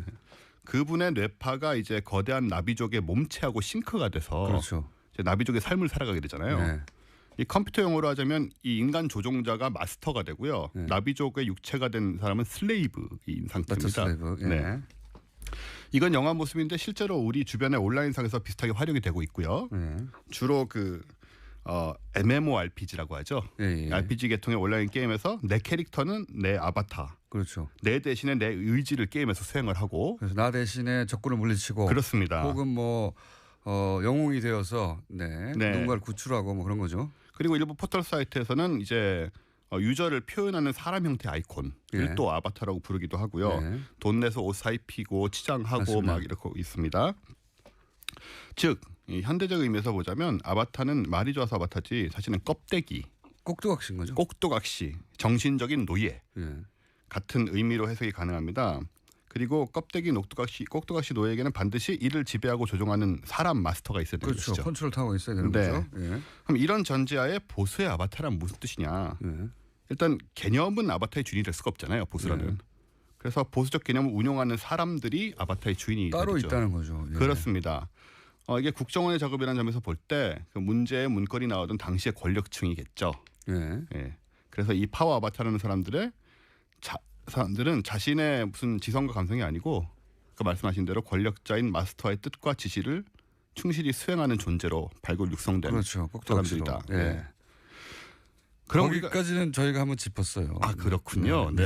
이미 브리핑에서 간단히 짚었는데 네. 여기서 반발자국이라도 더 들어왔을 것 같아서 좀 기대하는 중입니다. 네. 그 조언을 드리려고요. 예. 그럼 보수의 아바타가 국정원의 뜻대로 성공하려면 어떻게 해야 될까? 어떻게 해야 되냐? 예. 일단 아바타의 마스터인 이 지도층 보수 인사들이 네. 아바타를 굴릴 정도로 똑똑하고 능력이 있어야 됩니다. 당연히 그렇겠죠. 이 부분에서 일단 한계에 부딪히는 면이 있고요. 최근 국정 상황으로 볼 때 네네. 그렇다는 말씀이신 거고요. 예. 아바타 영화 보시면은 처음에 아바타를 다룰 줄 몰라서요. 예. 뛰어다니다 막 넘어지고 부딪히고 그렇죠. 하는 장면이 예. 나오거든요. 이래서는 아바타 아까 나왔던 그 원하는 목표를 달성할 수 없게 되기 때문에 예. 일단 마스터가 굉장히 똑똑해야 되고요. 그리고 아바타를 다루려면 굉장히 구체적인 명령어들을 입력을 해줘야 되는 거거든요. 예. 그렇죠. 예. 예. 잘해라가 아니라. 그게 아닙니다. 예. 구체적으로. 예. 예컨대 우주의 기운이나 벽에 대고 중얼거리는 암호, 주술 행위 이런 것으로는 아바타 조정이 되지 않습니다. 예, 과거에도 잘 안 됐던 것이고 예. 이렇게 자, 되면 이게 오늘 네. 주제가 성공 가능성이 점점 낮아지고 있긴 한데 계속 가보죠. 네. 사실 오늘 좀 교훈적인 내용으로 제가 준비한 거거든요. 예. 점점 과연 헤어나올 수 있을까 하는 생각을 하면서 듣고 있습니다. 예. 네, 그럼 진지하게 얘기를 해보겠습니다. 네. 그래서 아바타라는 영화를 통해서 이 보수의 아바타 프로젝트의 조언을 드려보면 예. 영화에서 주인공 제이크는 지구인이잖아요. 예. 근데 나비족의 아바타로 살면서 나비족을 이해하고 그들의 일원이 됩니다. 그렇죠. 언어도 그렇죠. 그렇고. 예. 원래는 지구인들의 아바타 노예 꼭두각시였잖아요. 스파이였고. 예. 근데 힘과 무력을 갖추고 나비족과 판도라 행성을 지배하려는 지구인들의 부도덕함을 깨닫게 되고 예. 그래서 나비족의 입장에 서서 승리를 하게 돼요. 예. 그리고 완전히 일체가 되죠. 네, 그 원래 아바타 껍데기에 불과했던 그렇습니다. 그 신체와 정신이 일체가 돼서 네. 나바족이 돼버리죠. 네. 실제. 예. 그래서 결국은 이제 나비족의 영웅이 되고 예. 나비족이 승리하고 원래 나비족 스스로의 삶을 계속 유지하게 되는 거잖아요. 예. 그래서 제가 보기에는 진짜 보수란 건 이런 걸 하는 것 같아요. 어떤 거요? 그러니까 윤리의식, 명예심, 예. 공동체에 대한 기여, 예. 희생. 그럼으로써 그 공동체가 가진 기존의 장점들을 잘 보존하고 예. 그렇죠. 계승시키는 것이 보수다. 예. 우리나라에는 이런 보수가 극히 드물지 않습니까? 전 세계적으로도 드물기도 합니다. 네. 예. 그럼으로써 결국은 이제 자신의 신념을 지키면서 세상의 변화에도 대처해 나가는 것이 좀 보수라고 생각을 해요. 예. 그래서 보수의 아바타를 굳이 만들고 성공을 시키겠다면 예. 보수 마스터분들이 예. 일단 우리 제이크 와 같은 예. 그런 진정한 좀 보수의 마인드를 먼저 배워라. 오늘은 이제 과학이 아니고 네. 굉장히 계몽적이고 네. 예, 진지하고 네. 예.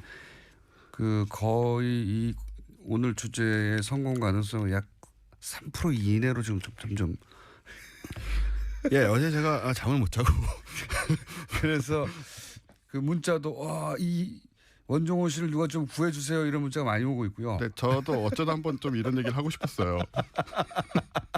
CPR 의사가 필요하다 이런 문자도 오고 있네요.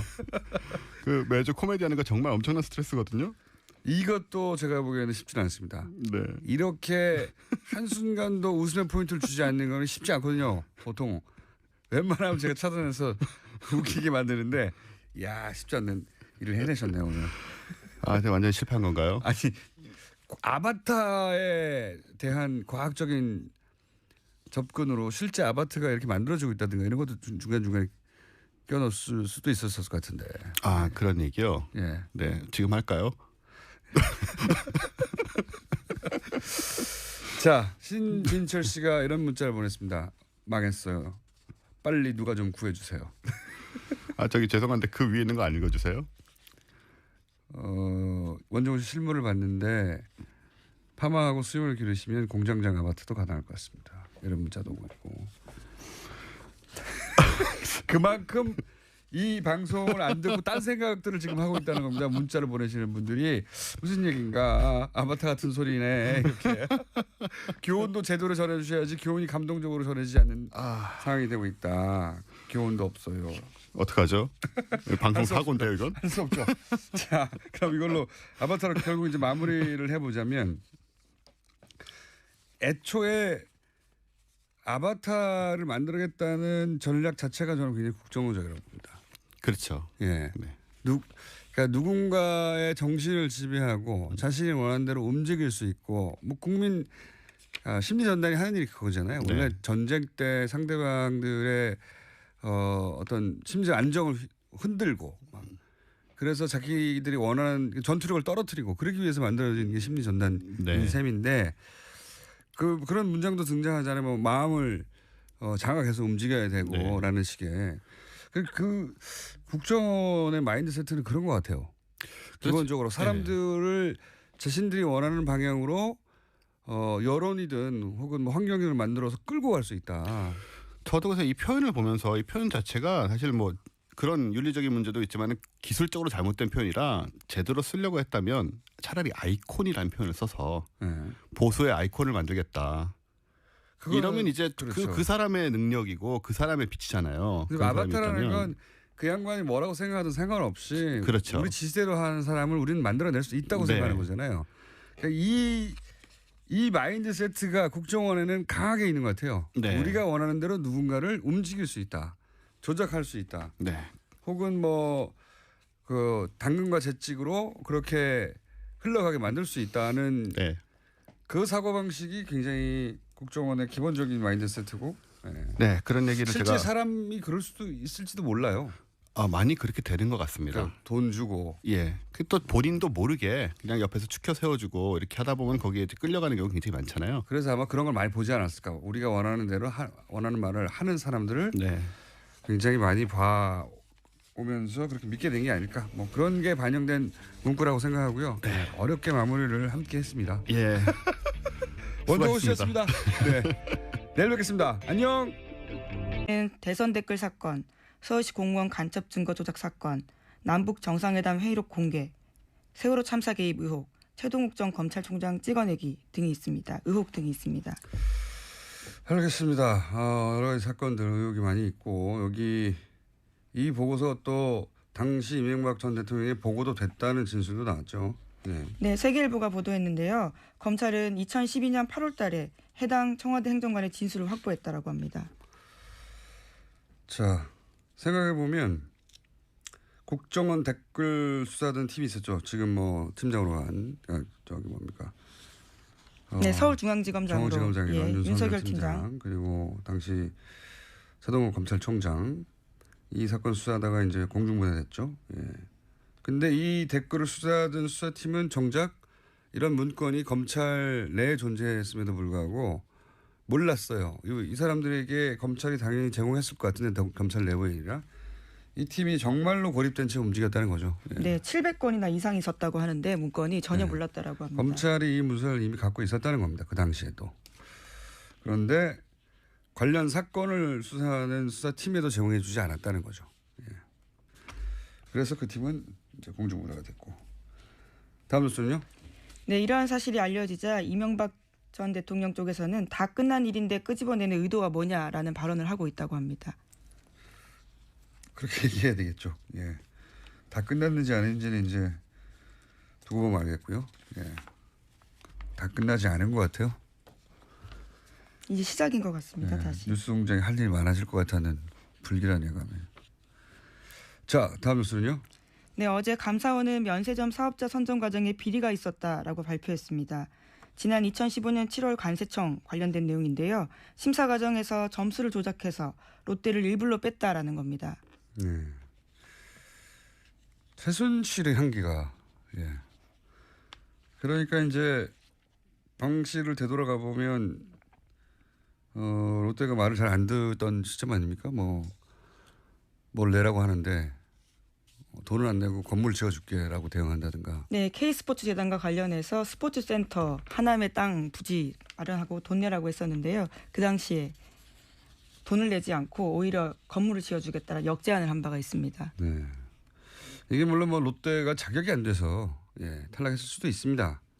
그런데 지금 밝혀진 것이 점수가 조작됐다는 거니까 의도를 가지고 탈락시킨 것으로 보여지고 더 재밌는 것은 그 다음 해에 면세점 내고 이슈가 됐는데 거기 롯데가 포함됐다. 네, 면세 점수 늘리라고 하는 것도 박근혜 전 대통령 지시였다라고 합니다.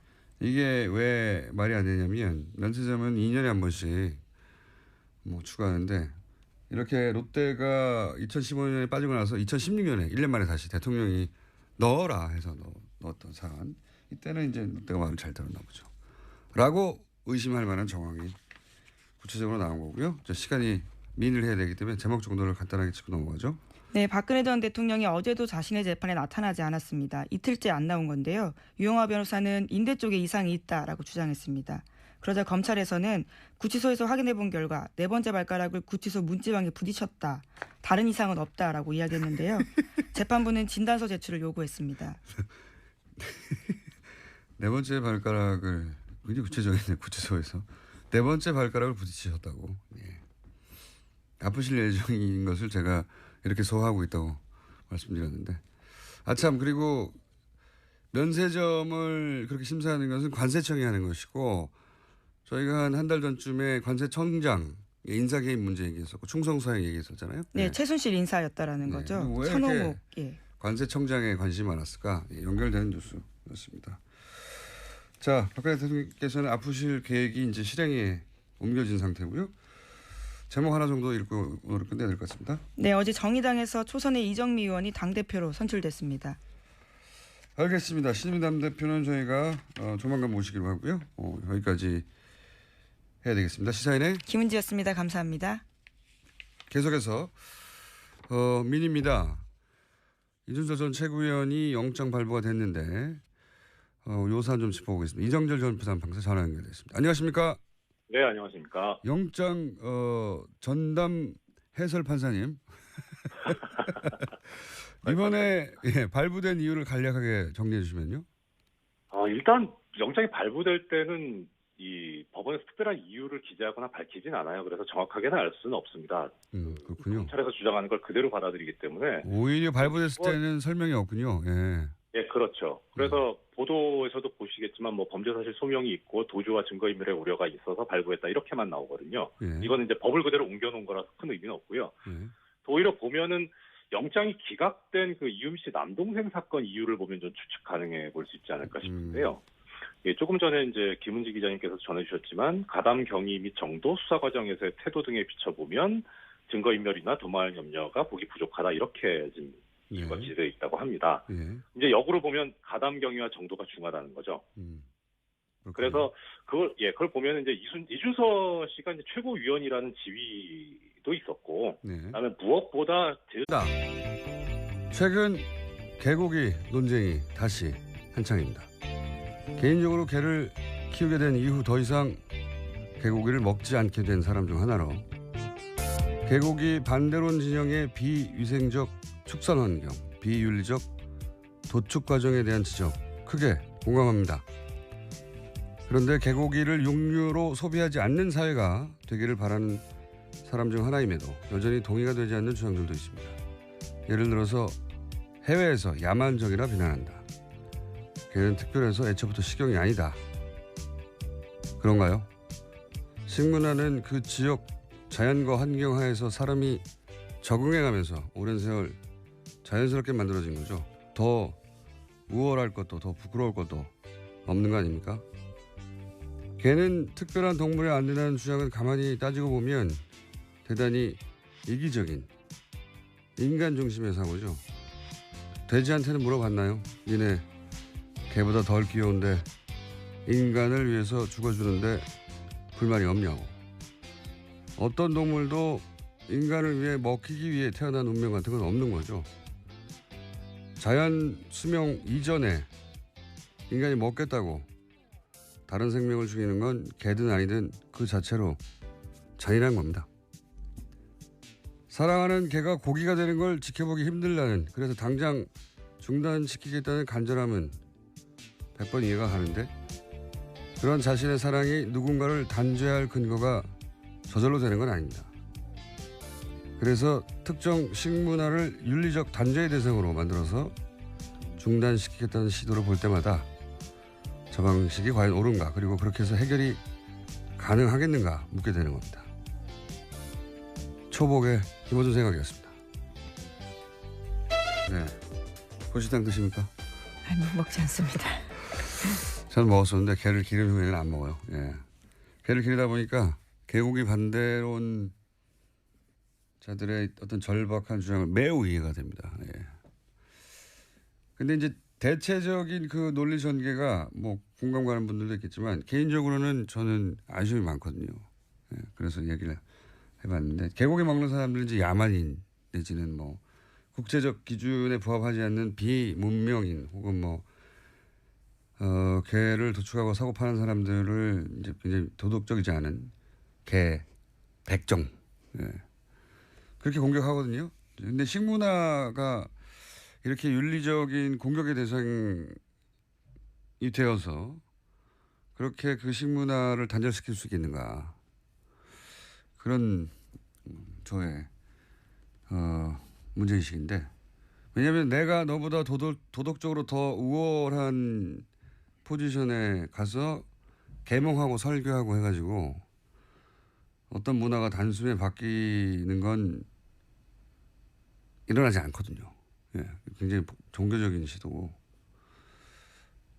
나는 넌 좀 좋은 놈인데 넌 나쁜 놈이야 이렇게 외치는 강도만큼 딱 그만큼 반감이 또 강해져서 돌아와요. 그러니까 어떻게 해결해야 될까요? 각자 취향을 존중하되 육식 문화에 대해서는 한번 성찰해보는 게 물론 공장장은 동의하지 않으시겠지만 아니 이제 저는 채식 그러니까 모든 동물에 도축에 반대하고 그리고 채식을 주장하는 분들에 대해서는 그건 존중해요 그 자체로. 예, 그건 근데 이제 특별히 이 동물은 안 된다. 이게 그리고 이제 그 동물이 안 된다는 이유가 이런 식의 야만적이거나 어떤 특정 식문화를 막 공격해가지고 비윤리적인 걸로 만들어서는 오랫동안 해오는 게 단절이 안 된다는 겁니다, 절대. 그래서 제 생각인데 이게 더 엄격한 축산 환경, 더 엄격한 도축 기준, 그리고 그 기준에 미달하면 엄격하게 처벌하고 시장 진입을 굉장히 어렵게 만드는 거죠. 그러면서 동시에 이제 반려동물에 대한 보편인식이 제고되고 그렇게 점진적으로 매력이 없는 사업, 매력이 없는 먹거리, 그렇게 시장과 사회인식이 동시에 바뀌어가야지 갑자기 식문화가 없어지는 부분은 없습니다. 사실은. 육식에 대한 남다른 성찰을 지금 보여주고 계십니다. 왜냐하면 제 기억으로는 몇십 년간 이 논쟁을 지켜본 것 같은데 전혀 진도가 안 나가는 것 같아서 왜 진도가 안 나가는지 가장 진도를 뽑고 싶어하는 분들이 잘 모르는 것 같아서 한마디 보태듭니다. 예. 우리나라 정치가 진도가 안 나가는 것 굉장히 비슷한 이유예요. 읽어봤고 자 오늘 첫 뉴스는요. 네, 이준서 전 국민의당 최고위원이 오늘 새벽 구속됐습니다. 서울 남부지법은 범죄 사실이 소명되고 증거인멸 및 도망칠 염려가 있다면서 구속영장을 발부했습니다. 반면에 이유미 씨의 남동생에 대한 사적 구속영장은 기각했는데요. 가담 경위, 정도, 수사 과정에서의 태도 등을 비춰보면 증거인멸이나 도망칠 염려가 있다고 보기 어렵다라는 이유입니다. 자, 이 문제는 저희가 주요 영장 발부 기각 사건은 저희 담당 부장판사가 있거든요. 전 부장판사 이정열 전 부장판사를 잠시 후에 민의로 연결해서 짚어보기로 하고요. 자, 다음 요 관련해서 뉴스가 좀 많죠? 네, 아시아투데이가 이준서 전 최고위원 구속영장을 입수해서 보도한 바가 있습니다. 이준서 전 최고위원이 이유미 씨에게 국민의당 청년위원장직을 제안했다라는 건데요. 이번 건만 잘 해결되면 국민의당 청년위원장직을 될 수 있도록 도와주겠다라는 거고요. 또 청년위원장은 국민의당 최고위원을 겸직하고 최고위원이 되면 쉽게 비례대표 국회의원이 될 수 있다라는 취지의 이야기도 했다라고 합니다. 그러니까 대가를 언급했다는 얘기겠죠. 예. 그런 위험한 조작 행위가 이런 보상이 있을 것이다. 물론 이건 뭐 보상이 아니라 그렇게 노력하라고 체근하였다라고 본인은 주장할 것이고 검찰과 법원을 좀 다르게 판단한 것 같습니다.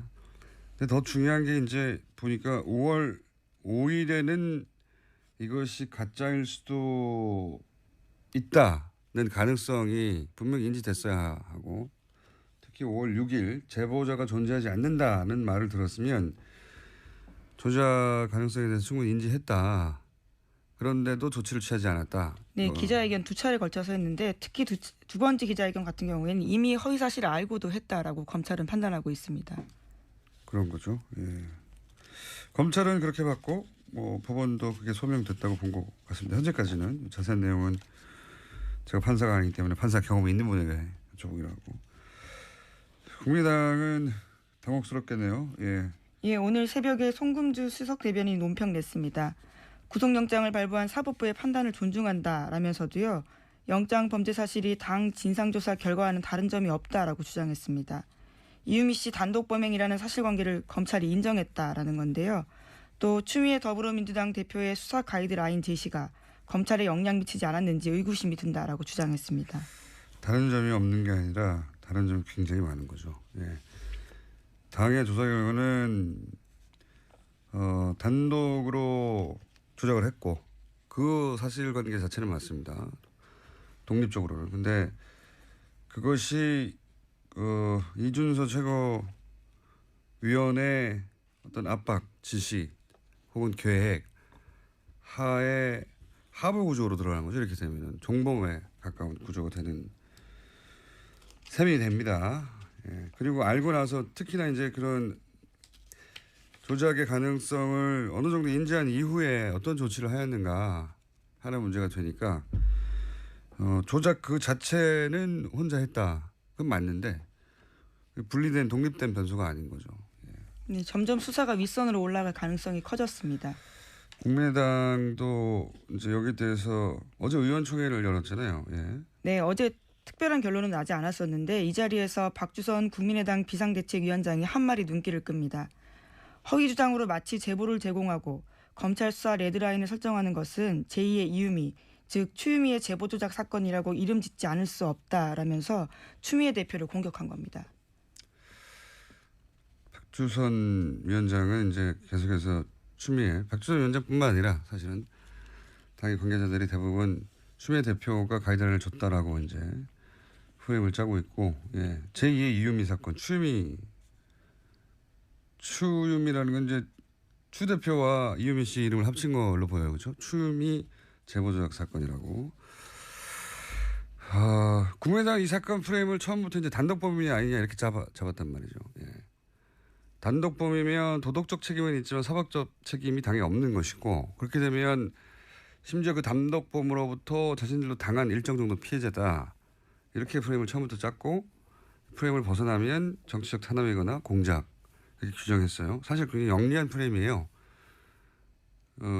검찰 수사가 이유미 씨 조작이 단독이라는 게 결론이 나기만 하면 이유미 씨 외에는 모두 다 사법적인 혹은 정치적인 어느 정도 사면을 받게 되는 그런 전략.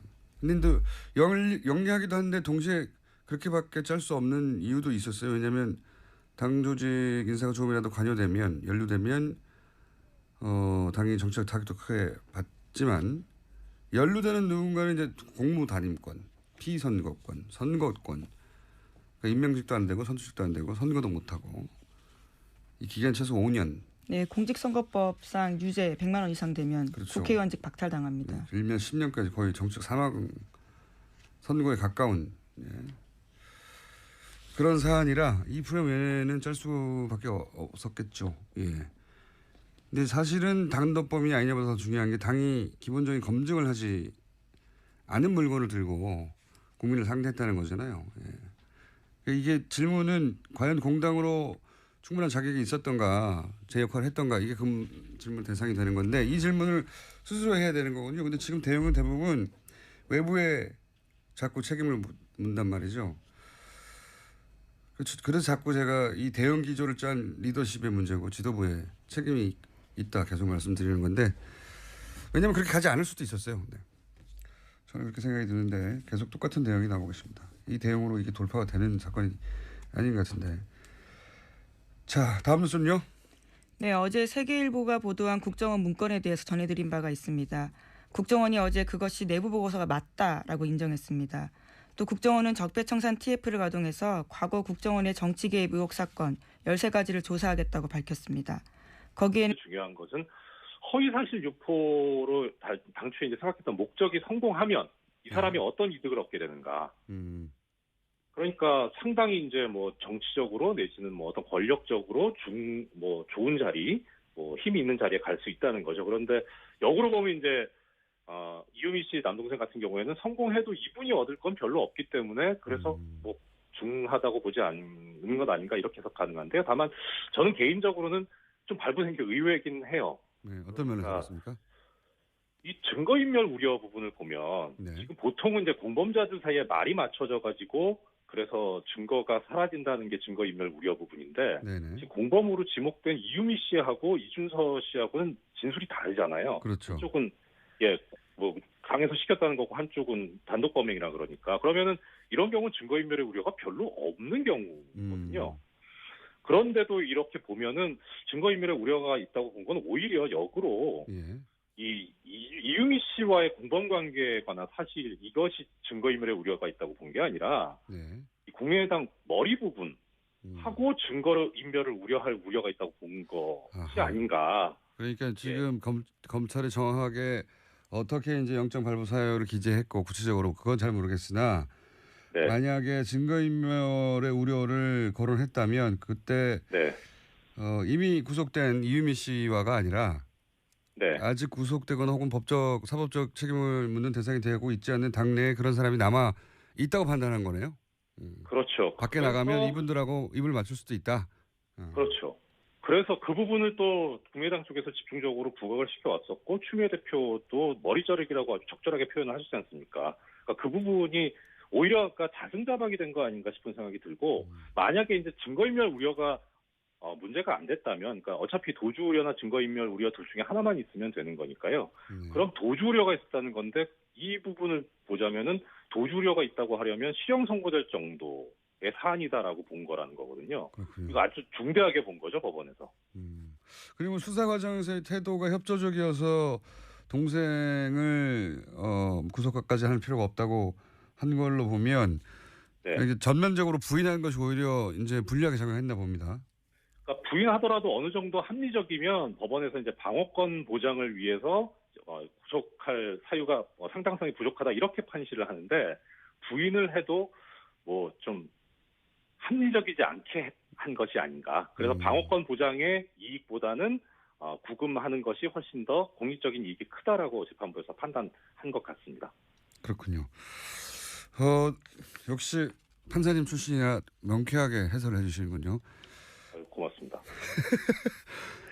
예, 전문 분야인데 이 정도 해주셔야죠. 예, 평생 하셨는데. 그런데 이건 어떻습니까? 만약 이제 이렇게 되면 이제 공범을 찾게 되는 나머지 수사가 그쪽으로 가야 될 것 같지 않습니까? 근데 원칙적으로 예. 그런데 이제 궁금한 것은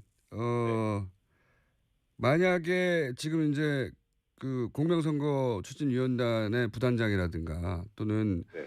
거기 계셨던 분들이 직접적인 이제 대상이 될 텐데 그분들도 당연히 전면적으로 부인할 거 아니겠습니까? 그렇죠. 예. 이거를 유지해야 하겠죠. 당연히 전면적으로 부인할 것이고 본인들은 몰랐다라는 조작 사실 전혀 몰랐다라고 주장하실 것이고 그게 사실일 수도 물론 있고요. 뭐 네. 검찰의 수사 결과 아닐 수도 있기도 한데 지금 이렇게 구속된 정도라면 어떻게 전망하십니까? 지금까지 검찰이 내놓은 주장도 언론에 보도된 정도 그리고 파악하신 사안의 정도로 보아 일정 정도 책임을 묻게 되는 인사가 등장하게 될까요? 제 생각으로는 예. 통상적인 이 정치계 사건에서 봤을 때 예. 이준서 씨가 이렇게 되면은 본인이 다 덮었을 가능성이 크지 않을까라는 생각은 듭니다. 그러니까 이 사건이 종결된 이후를 생각을 해보면 예. 이준서 씨 입장에서는 나중에 결국은 사실은 그렇지 않지만 본인이 다 스스로 내가 한 것이다라고 해서 뒤집어쓰고 감으로써 당을 지키고 이제 윗선을 보호했다라고 하는 그런 평가를 받을 수 있으면 나중에라도 어떠한 대가를 얻을 수는 있을 거거든요. 10년인데요, 10년. 이렇게 되면. 그거는 피선거권의 문제지 당직이라든가 다른 부분에 있어서는 전혀 다른 문제니까요. 야, 제가 마지막 질문을 잘못한 것 같습니다. 그 부분은 정치의 영역인데. 예, 그렇죠. 네, 판사님이 예. 판사님이 전망해서 맞을 리가 없는 보통 영역인데. 보면 그러니까 예. 저는 이제 그냥 그 법률적인 어떤 그 법조계의 이런 관행 같은 것을 보면은 예. 이게 만약에 이준서 씨에 대한 구속영장 청구가 기각이 됐었다면 어차피 수사는 할 겁니다. 왜냐하면은 이게 그 보고 라인이라든가 내지는 알게 된 경위라든가 이런 걸 보면은 공범 관계가 어느 정도까지 확대되는지를 조사를 안 할 수는 없거든요. 다만 이제 그 강도의 문제인데 예. 이준서 씨에 대한 구속영장 청구가 기각이 됐었다면은 그러면은 그 바로 위에인 이제 부단장급 거기는 영장 청구를 당연히 안 하겠죠. 어차피 지금 아랫선에서도 기각이 된 마당이라. 그런데 그렇겠죠. 지금 이렇게 되면은 이제 부단장급에 대한 영장 청구도 검찰에서 좀 고려를 해봐야 되는 상황이 된 게 아닌가. 그러면 정말 어느 정도, 심각해지는데. 예. 예. 그러니까 어느 정도 이제 법원에서, 그러니까 검찰 입장에선 정권 초기이기 때문에 뭐 어떻든 간에 지금 이제 그 나름대로 판단을 하든 뭐 어떻든 정권의 이 그 향배 어떤 생각을 의중을 염두에 두지 않을 수가 없는데. 그래서 영장 청구도 하긴 해야 될 거거든요. 그런데 어느 선까지 할 것이냐에 대해서는 그 눈치를 볼 수밖에 없는 상황인데 그걸 빠져나갈 수 있는 그런 길이 법원에서 영장을 기각을 해줘야 되거든요. 그러니까 이 정도까지 이렇게. 그래서 법원에서 영장이 기각이 됐으니까 우리는 더 이상은 이제 영장 청구를 안 하겠다라고 하는 명분이 생겨버리는데 이 이준서 씨가 지금 영장이 기각이 됐으면 여기서 그냥 끝이었는데 발부돼 버리는 바람에 그 윗선까지도 검찰에서 고려를 해야 되는 상황이 돼버린 거죠. 알겠습니다. 여기까지 듣겠습니다. 감사합니다. 네, 고맙습니다. 지금까지 이정열 전 부장판사였습니다. 또 어떤 분이 저한테 망측하다고 이렇게 망측하다고 지적한 분도 계십니다. 그분이 이상한 거예요. 정의당 노회찬 원내대표 나오셨습니다. 안녕하십니까? 안녕하십니까? 예. 여기서 무슨 말만 하시면 빵빵 터져가지고 그날 방송이 하루 종일 언론에서 여기저기서 나오고 밤 뉴스까지 다 나옵니다. 오늘은 좀 준비되셨습니까? 그럴 때도 있고 안 그럴 때도 있어야죠. 매일 비가 오면 장마죠 그게. 그런데 이제 그 신도 나지만 부담도 되잖아요. 그래서 저는 뭐 그 부담 없이 나오려고 이렇게 그 매일 그렇게 비가 오면 안 된다. 정신 수양을 하고 나오십니다. 그래서 부담을 갖지 말아야 돼. 그런데 이제 사건이 너무 재밌는 사건 혹은 임팩트 있는 사건이 많다 보니까 저절로 터지는 거죠. 계획을 꼭 안 하셔도. 그렇죠. 네. 제가 문제가 아니라 세상이 문제죠. 자, 오늘 첫 번째 사안은 결국은 이제 구속영장이 발부됐습니다. 양상이 좀 달라졌습니다. 이제 최고위원이었기 때문에 당은 책임이 없다라고 이제 자를 수가 있었는데 어느 정도 불가능해진 상황이 됐었습니다. 자기가 판 함정에 자기가 빠진 꼴이다 저는 그렇게 생각됩니다. 저부터 제가 여러 차례 지적했지만은 이게 단독이냐 합작이냐가 그렇게 중요한 게 아니었거든요. 더 핵심은 뭐 그것도 중요하죠. 그러나 더 큰 문제는 당의 이름으로다가 그 제대로 검열도 하지 않고 발표를 했던 것인데 입이 10개라도 할 말 없다라고 바짝 엎드려서 사과를 갖다 더 크게 했어야 됩니다. 그리고 지금의 대표가 아니라 당시의 대표들 후보를 포함해서 이걸 책임져야 될 분들이 나서가지고 이건 뭐 변명할 수가 없는 그 큰 잘못이다라고 오히려 저를 죽여주십시오 이렇게 목을 내놔야 될 판에 오히려 제가 문제래요 뭐 이런 식으로 하죠. 한 명 제일 힘없는 사람 한 명에게 모든 걸 마치 뒤집어 씌우듯이 이렇게 갔기 때문에 문제가 이렇게 커졌거든요. 그래서 저는 이렇게 표현하셨죠. 지난주에는 냉면집 주인이 대장균에게 우리도 대장균에서 속았다고 표현하셔가지고 전국적으로 빵 터졌고요. 하루 종일 빵 터졌습니다. 그 이야기로. 그렇죠. 그 뭐 사실이죠. 그래서 그 냉면집이 한 며칠 휴업을 하든가 주인이 이렇게 백배 사죄를 해야 되는데 나도 몰랐다, 뭐 나도 속았다 이렇게만 가니까 문제가 된 거죠. 그래서 저는 지금도 보면은 또 한 번 더 과거의 어떤 프레임으로 갈 가능성이 있어요. 그러니까 이제 이준서 전 최고위원이 구속되면서 그러니까 이제 그다음에 이제 이준서는 누구에게 보고했는가 이제 공명실천단 관계자들부터 되고 사실 그 정도 되면요 다 알았다고 봐야 되는 거거든요.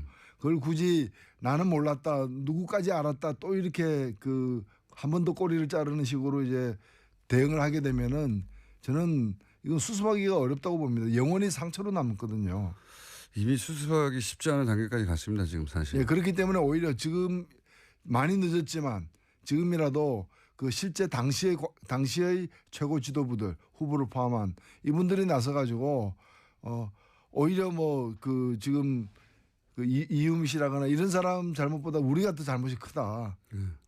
우리 때문에 맨 처음부터 그렇게 했어요. 네, 그렇죠. 그렇게 나갔어야 되는 거죠.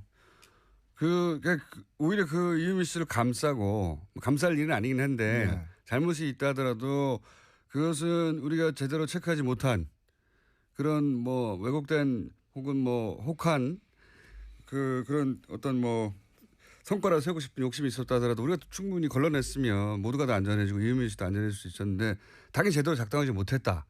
이렇게 갔어야 되는 거 아닙니까 원래. 그렇죠. 그건 있어서는 안 되는 일이 발생했기 때문에 국민들에게 사죄하는 식으로 가야 되는데 너무 경쟁하는 정당들을 의식하고 또 몇몇 인물들 보호하려고 하다 보니까 오히려 집이 불타버리는 지금 상황이 온 거죠. 자, 오늘은 아직 비유까지는 나오지 않고 있습니다. 자제하고 있습니다. 제가 저 국민의당 최고 지도부 어떤 한 분을 만났는데 예. 오랜만에 만나자마자 그냥 대장균 이러더라고요. 대장균. 본인을 가리키면서요? 예. 그러니까.